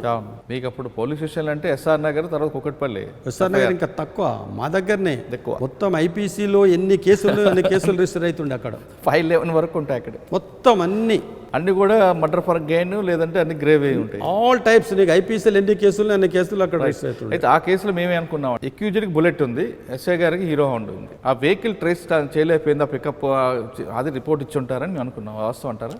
దానికి నీకు ఒక ఎగ్జాంపుల్ చెప్తా, ఒకటి మ్యాథమెటికల్ ఎగ్జాంపుల్ చెప్తాం. The accused was in 2x2 speed. Accused was 2x2, whereas the police officer was in 2+2 speed. అదేంటి సార్ రెండో కొత్త తిరిగి ఉన్నాయంట. 2x2 అవును. ఎట్లా అవుతాయి రెండు? అక్యూజ్డ్ 2x2 స్పీడ్లో ఉన్నాడు, పోలీసు 2+2లో ఉన్నాడు, 2+2 స్పీడ్లో ఉన్నాడు. చెప్పండి. ఇప్పుడు పోలీసులకి వ్యాన్లు తర్వాత ఇది ఇవన్నీ ఇవన్నీ ఇప్పుడు అప్పుడేం లేకుండే కదా. ఇప్పుడు 2x2 2+2 ఏంటి సింపుల్ ఏంటంటే 2x2 ఎంత అవుతుంది? 4 ఇంటూ 2 మళ్ళీ ఇంటూ 2 4x2 8 అవుతుంది కదా. 2+2 4 +2 6 ఇట్లా చేసుకుంటావు. అందుకు సో అందుకొరకు అని చెప్పేసి అప్పుడు పోలీసులకు అంత వాహనాలు కానీ అంత ఇన్ఫ్రాస్ట్రక్చర్ కానీ లేకుండా ఇప్పుడు ఉన్నంత. ఇప్పుడు ఎక్కడైనా ఇప్పుడు బండి ఇక్కడ పట్టుకున్నదని అంటే అప్పుడు మీరు నేరం చేసినా లేదా అని వాని ఫింగర్ ప్రింట్స్ తీసేసి ఫింగర్ ప్రింట్ బ్యూరోకి పంపించేస్తే అది 6 months తర్వాత వాళ్ళు దాని తర్వాత మాన్యువల్గా అనలైజ్ చేసి మాకు పంపించేసే వరకు సంవత్సరం అవుతుండే. కానీ ఇప్పుడు అట్లా కాదు. వాడు నువ్వు దొరికినావు అక్కడంటే టక్కని అక్కడనే పెట్టేసి పంపిస్తే అక్కడనే దొరుకుతుంది రిజల్ట్. రైట్. సరే, మన కుకట్పల్లి గురించి మాట్లాడదాం. కుకట్పల్లి మర్డర్ తర్వాత మీరు ఇంకా బాగా గుర్తుండిపోయిన కేసు చెప్పండి. అక్కడ కూకట్పల్లి తర్వాత నేను ఇంక అక్కడ నుంచి తర్వాత యాక్సిడెంట్ అయింది, తర్వాత లీవ్లో పోయినాను. లేదు, కుకట్పల్లిలో మీరు కేపీహెచ్పి కాలనీ 4th phase మీరు చేసిన కేసు ఒకటి చెప్పండి. ఏందబ్బా నాకు జ్ఞాపకం లేదు, చెప్పండి. మీరు ఫస్ట్ డైలాగ్ చెప్పారు చూసారా, రౌడీ అయినా అవును నేనైనా ఎవరో పోలీస్ ఇద్దట్లో ఎవరో రోడ్డు ఉండాలి. ఈ డైలాగ్ మీరు ఎక్కడ వాడారు చెప్పండి. వాడాను, కానీ ఎక్కడ వాడాను అనేది కేపీహెచ్బి 4th phase వాడాను. అక్కడ బాగా ఆ టైంలో మలేషియా టౌన్షిప్ లేకపోవడం, రౌండ్ తిరిగి రావడం, పోలీస్ స్టేషన్ ఎవరైనా వస్తున్నారంటే ఈ గుట్ట మీద నుంచి అందరూ చూసేవారు. ఆ 4th phase తర్వాత రైల్వే ట్రాక్ తర్వాత అంతా అది అసలు ఎంట్రీ లేదు. ఆ ట్రాక్ కింద నుంచి ఒక చిన్న దాంట్లో నుంచి పోవడం జరుగుతుంది కాబట్టి అంతా చూసేవారు. కాబట్టి మీరు వాళ్ళకి ఒక వార్నింగ్ ఇచ్చేవారు, ఇక్కడ ఉంటే పోలీస్ అయినా ఉండాలి లేదా మీరైనా ఉండాలి, ఇద్దరు ఉంటే కుదరదని చెప్పారు. ఆ డైలాగ్ తర్వాత సినిమాలు రావడంతో ఇది అంజయ్ గారి డైలాగ్ అని మేము చెప్పుకునే వాళ్ళం. అవునా? Okay, thank you. రైట్. ఆ తర్వాత మీకు యాక్సిడెంట్ అయినట్టుంది. ఆ యాక్సిడెంట్కి ఒకసారి చెప్పు. యాక్సిడెంట్ ఏం లేదండి. ఆ రోజు ఏంటంటే నేను నల్గొండలో ఒక సెషన్స్ కోర్టుకి అటెండ్ చేసుకోవడానికి పోయినాను. పోతే అక్కడ ఏం జరిగిందంటే మా దగ్గర ప్రతాప్ అని అప్పుడు ఎస్ఐ అండి, నాకు నైట్ డ్యూటీ ఉంటే, సార్ ఈ డొక్కు జీప్లు ఏం పోతారు సార్, నేను అది ట్రావెల్స్కి చెప్పి ఒక కారు తెప్పిస్తా సార్, దాంట్లో పోండి అంటే సరేనే తెప్పి అని అంటే రాత్రి 3 గంటల వరకు ఆ రోజు పెట్రోలింగ్ చేసేసి నైట్ డ్యూటీ ఉండని తిరిగి అదే నిద్రలతోటి పోయినాను. మీరు పోయి పడుకోండి సార్, నేను ఎవరైనా పంపిస్తానంటే ఒక కానిస్టేబుల్ వచ్చినాడు కారు తీసుకొని. ఆ కానిస్టేబుల్ ఎవడో తెలియదు నాకు, ఆ కార్ నెంబర్ తెలియదు, కార్ డ్రైవర్ కూడా తెలియదు. వాడు వచ్చేసి ఇంటి ముందర ఆగినాడు. తర్వాత నేను వచ్చేసి వెనక సీట్లో కూర్చున్నా, నల్గొండ పోయినాను. నల్గొండలో కోర్టు అటెండ్ చేసినాను. మళ్ళీ కిందికి వచ్చేసే వరకు కార్లో వెనక సీట్లో కూర్చొని వస్తున్నాయి. ఇక హయత్ దగ్గరికి వచ్చేసిన తర్వాత నేను నిద్రమబ్బులు అసలు నాకు తెలియదు. పడుకుని ఇట్లా రివాల్వర్ పక్కన ఉన్నది, ఇదంతా నేను ఇట్లే ఉన్నా, నిద్ర లేదు కదా. అటు ఓవర్టేక్ చేసిపోయి ఒక ఆర్టీసీ బస్సును గుద్దేసిండు ఈ కార్ డ్రైవర్, నేను కూర్చున్న కార్ డ్రైవర్. సో ఫస్ట్ ఆ కారు అంబాసిడర్ ఎట్లయిందంటే ముందర ఎంత ఉంటుంది అది ఇట్లా అయిపోయింది. డ్రైవర్ చనిపోయినాడు, వాడు చనిపోయిన విషయం తెలియదు, నాకు ఏది తెలియదు. అది ఎవరో ఇన్ఫర్మేషన్ ఇచ్చేస్తే రోడ్డు జామ్ అయిపోతే అప్పుడు వాళ్ళు it was Hayat Nagar police, Hayat Nagar వాళ్ళు రావడము. తర్వాత చూడారే మా సారే అని చెప్పి చూడడం. అప్పుడు సేమ్ డిస్ట్రిక్ట్ కదా, సేమ్ కమిషనరేట్ కదా ఇప్పుడు అదంతా చూసిన చేయడము. అదంతా నన్ను తీసుకుపోయి ఇక్కడ కామినీలో అడ్మిట్ చేయడం, ఇదంతా జరిగింది. అది అప్పుడు నాకు ఏం తెలియదు అసలు. నాకు కాన్షియస్ వచ్చి చూసేసే వరకు అంతా ఏదో హాస్పిటల్ వాతావరణం ఇది ఉంది. ఇదే రామచంద్రరాజు గారు మా ఎస్పీ గారు వచ్చేసి పక్క నిలబడ్డాడు యూనిఫామ్లో. ఆయన ఎస్పీ కాబట్టి నేను లేచి సల్యూట్ చేయాలి కదా. లేస్తుంటే అసలు లేవస్తలు ఇట్లా అంటుండే. ఈయన నోను అంటుండే ఏంది అసలు నాకు లేవస్తలేదు ఏంటి అనేది ఏం అర్థం కాల. సో ఎక్కడో హాస్పిటల్ ఉన్నా అని చెప్పి తెలిసిపోయింది. సరే కొంచెం వచ్చేసిన తర్వాత చూస్తే ఇక నాకున్న పరిజ్ఞానంతో కేస్ షీట్ తెప్పించుకొని చూస్తే so I met with an accident and right hip joint fracture and dislocated అని చెప్పి తెలిసింది. విద్యాసాగర్ గారు అని చెప్పేసి అప్పుడు ఆర్థోపెడిక్ సర్జన్ అక్కడ ఉండే. I'm hats off to him. మా పర్సనల్ డాక్టర్ కూడా డాక్టర్ విజయరామారావు కూడా వచ్చేసి ఆయనకు చెప్పేసిన తర్వాత ఆయన ఇమీడియట్ ఆపరేషన్ చేసినాడు. నాకు జరిగినటువంటి యాక్సిడెంట్లో 99% లింపింగ్ వస్తుంది, కొంచెం ఎక్కువ తక్కువ అనేది. కానీ విద్యాసాగర్ డాక్టర్ గారు చాలా పర్ఫెక్ట్ సర్జన్. ఆయన చేసినాడని అంటే అసలు ఈ రోజు వరకు నాకు యాక్సిడెంట్ అయిన విషయం కూడా తెలియదు. కానీ మీకు జరిగిన యాక్సిడెంట్ అన్నది ఎవరు కాన్స్పిరసీ చేశారు అన్నది no it is not correct. It's not correct. Conspiracy చేసిండ్రే నేను అనుకోవట్లేదు. చేసిండ్రే అనుకుందాం. జాతస్య ధ్రువం మరణం. కరెక్ట్, అది ఎవరి చేతిలో ఏం లేదు. This is to certify that mister X is going to die on so and so date, so and so time, in so and so manner. It's already prewritten. Now it cannot be rewritten. అది ఏ వ్యక్తికైనా ఉంటుందిలేండి. ఏ వ్యక్తికైనా ఉంటే నేను అట్లా అనుకోవడం లేదు. ఇది accident. అది right sir. Kukatpally accident తర్వాత కోలుకున్న తర్వాత మీరు మళ్ళీ నార్సింగ్ వచ్చినట్టు. నార్సింగ్లో అప్పటికి రియల్ ఎస్టేట్ కేసులు విపరీతంగా ఉండేవి. అప్పుడు పెద్దగా ఎప్పుడేం లేకుండా అప్పుడప్పుడే పుంజుకుంటుంది. రియల్ ఎస్టేట్ అప్పుడప్పుడే మా కాడ ఉన్నంత కాలము తెల్లారు లేస్తే విఐపి బందోబస్తు ఎక్కువ. ఈ చంద్రబాబు నాయుడు తర్వాత రోజు 2 సార్లు వస్తుండే అక్కడికి. రోజు 2 వస్తుంటే ఆ ఇరుకు రోడ్ అప్పుడు ఈ జూబ్లీహిల్స్ 36 నుంచి వచ్చే రోడ్డు అదంతా మా దగ్గరకు వచ్చిన తర్వాత చాలా ఇరుకు రోడ్. అది బాటిల్ నెక్ అయిపోద్ది. బాటిల్ నెక్ అయిపోయి చాలా అంటే చాలా. ఇప్పుడు 36 ఆ జంక్షన్ నుంచి ఆ వెనకాల ఆ రోడ్డు కూడా లేదు అప్పుడు. అవును, మన పద్మాలయ స్టూడియో రోడ్ లేదు. అది పద్మాలయ కాదు, పద్మాలయ స్టూడియో రోడ్ కాదు. పోలీస్ స్టేషన్ బ్యాక్ సైడ్ ఏదైతే హైటెన్షన్ రోడ్ వచ్చింది కదా ఇప్పుడు ఒకటి. వైఎస్ఆర్ విగ్రహం ఉండి YSR Ayyappa society road road అది లేదు అప్పుడు. అది లేదు. ఇది రోడ్లు ఏ రోడ్లు లేవు. చాలా బందోబస్తులు దానికొట్టే ఇదైపోయాయి. ఓకే. నార్సింగ్ తర్వాత దాని తర్వాత మళ్ళీ నేను మన సిటీ, అక్కడ నుంచి సిటీ కాదు, సిటీ ఎస్బీకి పోయినా నేను. సిటీ ఎస్బీలో ఉన్నప్పుడే ప్రమోషన్ వచ్చింది. ప్రమోషన్ వచ్చేసి సిఐడిలో డిఎస్పి సైబర్ క్రైమ్స్గా పోస్టింగ్ వచ్చింది. ఓకే. అప్పుడప్పుడు సైబర్ క్రైమ్ స్టార్ట్ అవుతుంది. అప్పుడప్పుడే వచ్చేస్తుంది. అసలు ఈ సైబర్ క్రైమ్ అంటే ఏందో తెలియదు నాకు. ఈ కంప్యూటర్ అసలు ఆపరేషన్ తెలియదు. చిన్నప్పుడు ఏదో నేను ఆ టైపు నేర్చుకున్నాను తప్ప ఇది తెలియదు. కానీ ఒక ప్రెస్టేజ్గా తీసుకొని నేర్చుకున్నాను. నేర్చుకొని నా దగ్గర ఒక కానిస్టేబుల్ ఉండే, చాలా పర్ఫెక్ట్. వెస్ట్ గోదావరి పిల్లాడు డెప్యుటేషన్లో ఉండే. బట్ ఏదంటే అది చేస్తుండే. సార్ నేను చేస్తాను. నువ్వు చేసాడు కాదు నాయన, నువ్వు నా పక్క కూర్చో. సార్ మీరు డిఎస్పీ ఏం కాదు, నువ్వు పక్కన కూర్చొని వాడిని పక్కన పెట్టుకొని వాడే నా గురువు. నేర్చుకొని ఏ లెవెల్కి వెళ్ళిపోయినామంటే నేను అప్పుడు అప్పాలో సిడిటిఎస్లో తర్వాత ఒక్కరోజు అంతా ఎన్పిఏలో కూడా సైబర్ క్రైమ్ మీద క్లాసెస్ తీసుకోవడం జరిగింది. అందులో కూడా సబ్జెక్ట్ ఏంటంటే the role of digital evidence in criminal justice system. Criminal justice సిస్టంలో డిజిటల్ ఎవిడెన్స్ ఏంటి, ఎట్లా. So far as the evidence act is concerned, we police officers are collecting the evidence like documentary evidence, oral evidence and physical evidence. Physical evidence includes scientific evidence. ఈ 3 రకాల ఎవిడెన్స్లు ఉన్నాయి. So ఈ 3 రకాల ఎవిడెన్స్లో కాకుండా ఇప్పుడు digital evidence has now come into existence. So what is digital evidence, whether the digital evidence is admissible in evidence or not. If admissible, what are all the provisions of Law under Evidence Act were amended? That's one thing. The second part, how to identify the digital evidence in a case and how to pick it, collect it, pack it, forward it to FSL, and what are the questions, standard questions to be asked to FSL. ఇది subject మీద మేము చేసుకుంటుంటాం. అది నాకు చాలా సంతృప్తినిచ్చింది. చాలా అంటే చాలా సంతృప్తిని చేసింది. ఎందుకంటే నేను అక్కడ అప్పాలో క్లాస్ తీసుకోవాలని అంటే నేను మళ్ళీ నేర్చుకోవాలి. అక్కడ ఒకటి మాక్ ట్రయల్ కండక్ట్ చేయించేట్టు, మాక్ ట్రయల్. ఆ ట్రైనీస్ ఉన్న దాంట్లో కూడా ముగ్గురిని 3-4 పార్ట్స్కి ఇట్లా డివైడ్ చేసేసి, ఒకరేమో ఇన్వెస్టిగేటింగ్ ఆఫీసర్ రోల్, ఒక కంప్లైంట్ ఇచ్చేసి మీరు దీని ఏది what are the provisions of this complaint, మీరు కేసు రిజిస్టర్ చేయండి. మీరేమో దాని తర్వాత కోర్టులో ప్రొడ్యూస్ చేసేస్తాం, the public prosecutor you marshal the evidence, judge గారేమో you appreciate the evidence, defence ఏమో యూ డిఫెండ్ ది అక్యూజ్. వీళ్ళ నలుగురికి కూడా విడివిడిగా ట్రైనింగ్ ఇచ్చింది.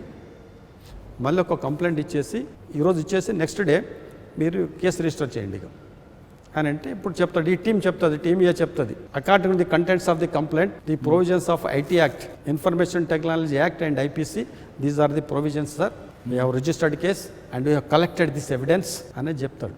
So our investigating agency has collected this అని పబ్లిక్ ప్రాసిక్యూటర్ కోర్టుకి విన్నవిస్తాడు. అచ్చా, గ్రూప్ డిస్కషన్ లాగా. గ్రూప్ ఇది మాక్ ట్రయల్ అంటారు దీన్ని. మాక్ ట్రయల్ చేసేసిన తర్వాత జడ్జి గారు కూడా దీన్ని అప్పుడు డిఫెన్స్ వస్తాడు. ఈ డిఫెన్స్ కూడా ఏం క్వశ్చన్స్ అడగాలని మేమే ట్రైనింగ్. అంటే సినిమాకి కథ, స్క్రీన్ ప్లే, దర్శకత్వం అంతా చేసేసిన తర్వాత అక్కడ ఇది జడ్జిమెంట్ కూడా మీరే జడ్జిమెంట్ కాదు, ఆయనే తర్వాత చేయాలి. ఆల్రెడీ జడ్జిస్, రిటైర్డ్ జడ్జిస్ ఉంటారు. మాది మాక్ ట్రయల్. మాక్ ట్రయల్ దాంట్లో ఆడ జడ్జి ప్లేస్లో ఒకరు కూర్చోవాలి. అవును, అక్కడ ఎవరు ఉంటారు? అక్కడ జడ్జి ప్లేస్లో జ్యుడిషియల్ ఆఫీసరే. అది అడుగుతున్నా. ఈడ చేసేసిన తర్వాత వాళ్ళు కూడా మామూలు కేసులో రికార్డ్ చేసినట్టు కాదు, ఇది టెక్నికల్ దీంతో రికార్డ్ చేయాలి.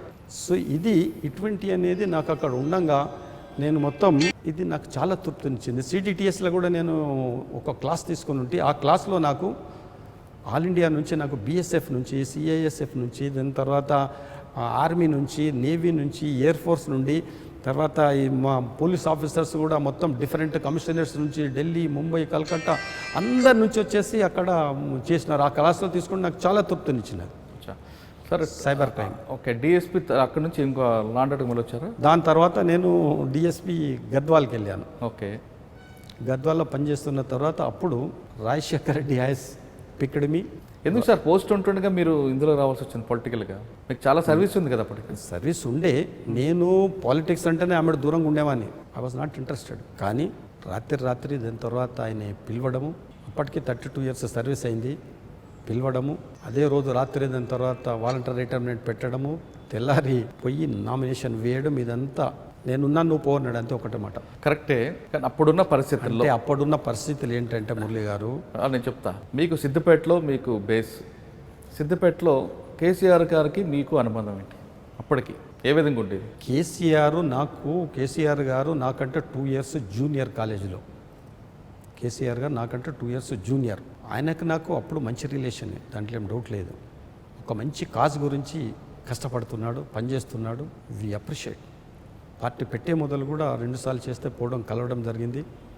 శేఖర్ యూ గో హెడ్ అని కూడా అప్పుడు చెప్పడం జరిగింది. ఆయన చేసినాడు. ఆయనకి ఏంటంటే ఇక్కడ అనేక గ్రూపులు ఉన్నాయి, ఇక్కడ నా మనిషి అనేటువంటి ఒకడు ఉండాలి, అక్కడ ఒక బీసీ క్యాండిడేట్ ఉండాలి అనే కాన్సెప్ట్ తోటి ఆయన నన్ను పిక్ చేయడం జరిగింది. ఇంకెంతకాలం చేస్తావు, హాయిగా సరిపోయిందిలే, పిల్లలందరూ సెటిల్ అయినారు కదా, రిటైర్ అయినాక కూడా ఏం చేస్తావు. కానీ రాజశేఖర రెడ్డి గారి ఉద్దేశం ఒక విధంగా మంచిదే, నా క్యాండిడేట్ ఒకరు సిద్దిపేట, నా మనిషి అక్కడ ఉండాలి. ఎందుకంటే సిద్దిపేట అంటే కేసీఆర్ గారు, హరీష్ రావు గారు అన్నది ముద్రపడింది, అది బ్రేక్ చేయాలనేది మిమ్మల్ని. అట్లా అదొక్కటి బ్రేక్ చేయాలనేదే కాకుండా ఇక్కడ కాంగ్రెస్లో అనేక గ్రూపులు ఉన్నాయి. ఒక గ్రూప్కి ఇచ్చేస్తే ఇంకొక గ్రూప్ వాడు పని చేయడేది ఎట్లయితే ఈయనకి ఇచ్చినట్టయితే అందరు కలిసి చేస్తారు కదా అని చెప్పేసి అని ఉద్దేశం. అందరు కలిసి. కానీ అప్పుడు చాలామంది మీ బ్యాచ్మెంట్స్ అవ్వచ్చు, మీ సబార్డినేట్స్ కూడా అంజయ్ సార్ తొందరపడ్డాడేమో. ఇది తొందరపడ్డాడు అని అంటే, వాళ్ళు తొందరపడ్డాడు అనడానికి ఒకే ఒక కారణం ఏంటనంటే, సిద్దిపేటలో అప్పుడు తెలంగాణ యాజిటేషన్ చాలా ఉధృతంగా ఉంది. వీడు పోయి అక్కడ కంటెస్ట్ చేసి గెలుస్తాడా, అనవసరంగా ఒక అడిషనల్ ఎస్పీ ఉద్యోగం వదిలిపెట్టుకొని ఎందుకు పోయినాడు, ఇది అది అని చెప్పేసి. సో నాకంటే సీనియర్స్ వాళ్ళు అడ్వర్టైజ్ అని అంటే, నువ్వు అడిషనల్ ఎస్పీ అవుతావు, ఈఎస్పీ నానికి ఆర్డర్ అవుతావు, అయితే ఏమవుతుంది, రిటైర్ కాక తప్పదు కదా, ఇంకో 1 year 2 years దాకా తప్పదు కదా. సో వాట్ ఆఫ్టర్, ఇది ఉంది కంటిన్యూగా. రాజశేఖర్ రెడ్డి గారు ఆయన చనిపోవడం నా దురదృష్టం. ఆయన బతికుంటే నేను కంటిన్యూ అయ్యేవాడిని పాలిటిక్స్లో. సో అందుకొరకు పెద్ద మనిషి పిలిచిండు, ఒకటేమన్నాడు, నేనున్నా నువ్వు పో అన్నాడు, అంతేగా. సో పక్కకున్నవాడు నీలాంటివాడు, ఆయన ఆ మాట అన్నాడంటే నీ అదృష్టం నువ్వు పో అన్నారు. కాబట్టి నేను తొందరపడ్డాను అని అనుకోలే. తర్వాత సరే, ఓడిపోయినప్పుడు ఏమనిపించింది? ఓడిపోయిన తర్వాత పోయి కలిశాను. చాలా బాగా పనిచేసావు, నువ్వు హైదరాబాద్ రాకు, సిద్దిపేటలోనే ఉండు, I will take care you అన్నాడు, అంతేగా. కానీ ఆ ఎలక్షన్ వల్ల బైరి అంజయ్య గారికి ఆర్థికంగా నష్టాలు కష్టాలు ఎదురయ్యనేది నష్టాలు, కష్టాలు, అవమానాలు. అనారోగ్యము, అవమానాలు ఇవన్నీ జరుగుతాయి.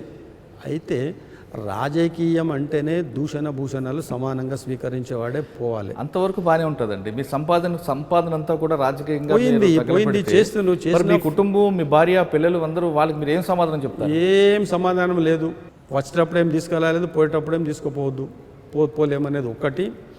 ఇవ్వని కష్టం మీద ఇవ్వని దాని మీద వాడు బతకాలే తప్ప మన మీద విని సంపాదించి పిల్లలకు పెట్టాలి అనేది కాదు. వాడిని కథ వాడు చెప్పాడు, చదువుకుంటాడు, పోయింది పోని. భగవంతుడు ఒక విధంగా పోగొట్టుకున్నాడు, ఇంకో విధంగా ఇస్తాడు. అంటే కొంతమంది మీ అభిమానులు మాత్రం మీ గురించి తెలిసిన వాళ్ళు అంజయ్ గారి సంపాదన అంతా రాజకీయాల్లో దిగి పాడు చేసుకున్నారని ఒక వర్గం, అంటే అట్లా ఒక వర్గం అంటే మంచి పేరు కూడా వచ్చింది కదండి. అప్పటి ఆంధ్రప్రదేశ్లో 1000 మంది డిఎస్పీలు ఉన్నారు. రిటైర్ అయినాక ఎవరికి ఆ గుర్తింపు రాలేదు. మీరే అంటారు ఇప్పుడు అంజయ్య గారు అని అంటే, అరే మావాడు అండి అప్పుడు పోటీ చేసినాడు కదా అంటాడు. ఇప్పుడు నేను విజయవాడ పోయింది అనుకోండి, సార్ మీరే కదా సార్ పోటీ చేసింది అని అంటాడు వాడు. కానీ గుర్తింపు అయితే వచ్చింది. హరీష్ రావు మీద మీరు ఓడిపోవడం హరీష్ రావు మీదన, అది ఎల్లయ్య మీదన, మల్లయ్య మీదన అనేది నేను I don't consider that. I was Congress candidate, ఈ వాస్ టీఆర్ఎస్ క్యాండిడేట్. అవును, నాకున్న బలం వైఎస్ అప్పుడు, వాళ్లకు ఉద్యమం బలం. కరెక్ట్. ఆ ఉద్యమ నేపథ్యంలో ఉద్యమం ఉధృతంగా ఉన్న రోజుల్లో కూడా మేము 29-30 వేల ఓట్లు తెచ్చుకోగలిగినాం. అవును, నా తర్వాత మళ్ళీ నాకు చేయమంటే కూడా నేను చేయని అంటే కూడా రోషయ్య గారు పిలిచి, ఏమయ్యా నువ్వు సార్ నాకు మిసాలు బాగానే ఉన్నాయిగా ఎందుకు చేయమన్నాడు. వద్దు సార్ అన్నాను. నా తర్వాత ఇచ్చినారు, నేను 30,000 ఓట్లు తెచ్చుకుంటే వాళ్ళకి 11,000 ఓట్లు వచ్చినాయి. మేము కూడా పనిచేసినాం. నౌ రిటైర్డ్ లైఫ్, ఆరామ్, నో పాలిటిక్స్. కానీ మీకు వ్యతిరేక ఒక వర్గం ఉంటుంది, డిపార్ట్మెంట్లో ఉంది. ప్రతి దవల్లో ఉంటుంది. వ్యతిరేక వర్గం మాత్రం అంజయ్ సాబ్ ఎక్కడ పనిచేసినా అక్కడ పనిచేశాడు, బాగా సంపాదించుకున్నారు, సిద్దిపేటలో కోట్లాది రూపాయల స్థలాలు ఉన్నాయి, ఒక ఫంక్షన్ హాల్ కట్టాడు, ఎక్కడ చూసినా ఆయన స్థలం అంటూ ఒక ఆరోపణ తీసుకొచ్చారు. చూడండి మురళి గారు, ఒక సత్కార్యానికి 1000 విఘ్నాలు అంటారు. నంబర్ 1. నంబర్ 2, ప్రతి మనిషి కూడా మంచి చెడు 2 ఉంటాయి. అనేవాడు అంటనే ఉంటాడు. తర్వాత మనము ఫైనల్గా we have to answer to our conscious. దానికైతే నిజం చెప్పాలి కదా, తప్పకుండా మనం దానికి సమాధానం చెప్పుకోవాలి. ప్రతి దాంట్లో కూడా పోలీసులో కానీ, సివిల్ సర్వీసెస్లో కానీ, రాజకీయంలో కానీ, వ్యవస్థలో ఎక్కడైనా ప్రతి వ్యవస్థలో ఉంటుంది. ఓర్వలేక దాని తర్వాత ఏదోటి అబండాలు వేసి చేసేస్తారు. ఏం లేకపోతే ఒకటి వేసేసేయాలి. అవును, ఏం లేకపోతే ఏదో ఒకటి వేసేసేయాలి. వేయడానికి, ఆరోపణలు చేయడానికి పెద్దగా ఇదేం అక్కర్లేదు కదా. అంటే ఇటువంటి ఆరోపణలు రాజకీయాల సహజం. ఇప్పుడు మీ మీద రాజకీయ నేపథ్యంతో వచ్చింది కదా ఇది ఈ ఆరోపణ. కాదు ఇప్పుడు ఇటువంటి ఆరోపణలు, ఈ కోట్లాది రూపాయల స్థలం సిద్దిపేట మెయిన్ రోడ్లో సంపాదించారు, ఫంక్షన్ హాల్ కట్టాడు అన్నది రాజకీయ ప్రత్యర్థులు చేస్తే దానికి ఒక అందం, దానికి ఒక పద్ధతి ఉంటుంది. ఎందుకంటే జెలసీ కానీ మీ profession correct you are right. Jealousy అనేది రాజకీయంలో ఉంటుంది, ప్రొఫెషనలిజంలో కూడా ఉంటుంది, ప్రొఫెషనల్స్ కూడా. కానీ రాజకీయ ప్రత్యర్థులు చేస్తారని దానికి అర్థం దీంట్లో కూడా ప్రత్యర్థులు ఉంటారు. ఫర్ యువర్ ఇన్ఫర్మేషన్, పోలీసులో కూడా ప్రతి మనిషికి అభిమానులు ఉంటారు, దాని తర్వాత ప్రత్యర్థులు ఉంటారు. ఉండొచ్చు. నేను అంటే దానికి నేను తీసి పారేట ప్రతి వ్యవస్థలో పోలీసే కాదు, ప్రతి డిపార్ట్మెంట్లో ఉంటారు. ఎందుకు ఇంట్లోనే ఉంటాయి. ఇప్పుడు నా చేత సస్పెండ్ అయిన వాడు, నా క్వశ్చన్ అది కదా. మన ఇంట్లో మన రక్తం పంచి పుట్టుకున్న అన్నదమ్ముల మధ్యన కూడా జెలసీ ఉంటుంది. నేను దాన్ని తప్పట్లేదు, సహజం అది. కానీ అంజయ్ సాబ్ మంచి వ్యక్తి, అంజయ్ సాబ్ బాగా చేశాడు అన్న నోరులే ఇది ఒకటి ఇంకోటి పడతానే ఉంటుంది. వీడు ఇట్లా అంజయ్ గారికి ఇంత కోట్లాది రూపాయల స్థలం వచ్చింది, బాగా సంపాదించాడు, మొత్తం తీసుకోమనండి, మొత్తం తీసుకోమనండి, ఎక్కడెక్కడో అటువంటి వార్తలు మీకు విన్నప్పుడు, అంటే వినే ఉంటారు ఆల్రెడీ, మీకు బాధ అనిపించలేదా?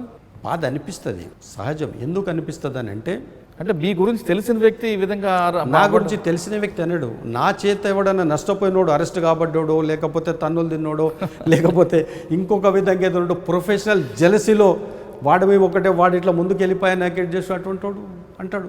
It's common. We are answerable to law. కరెక్టే.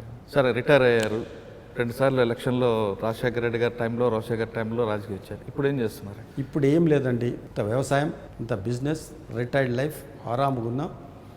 అండ్ అన్ని పార్టీలకు కూడా సమాన దూరం. అందరు వస్తారు నా దగ్గరికి, ఇక్కడికి. టీఆర్ఎస్ వాళ్ళు వస్తారు, బీజేపీ వాళ్ళు వస్తారు, కాంగ్రెస్ వాళ్ళు వస్తారు, అందరు వస్తారు. అందరు అజాతశత్రుగా మారిపోయారు, అందరితోటి బాగుంటున్నారు. ఓకే, ఇక మనం పోలీసింగ్ ఒకసారి వెళ్దాం sir. Basic policing, old policing నుంచి ఇప్పుడు మనం ఈ ప్యాటర్న్ మారుతూ వచ్చింది. ఇది సిచ్యువేషన్ ఇందాక మన డిస్కషన్లో కూడా ఇది విరుగుట అనే టైప్లో వస్తుంది. దీని కలియుగ అంతం అనేది ఎక్కడో పులిస్టా పడుతుంది అంటున్నారు. ఇప్పుడున్న పోలీసులు మరీ అంత, కొంతమంది, అందరూ కాదు, కొంతమంది మరీ అంత పొలిటీషియన్ దగ్గరికి వెళ్ళి అంత దారుణంగా ఉండాల్సిన అవసరం ఉందంటారా? ఉండకూడదు అట్లా. మేము పనిచేసే కాలంలో మా ఆఫీసర్స్ అందరు కూడా ఏ పోస్టింగ్కు ఏ ఆఫీసర్ తగినవాడో చూసి వాళ్ళు పోస్టింగ్ ఇచ్చేవాళ్ళు. కానీ ఇప్పుడు ఆ పరిస్థితి లేదు. అంటే మీ టైంలో ఏఎస్ఆర్ చూసి ఈయన క్యాపబుల్లా కాదా?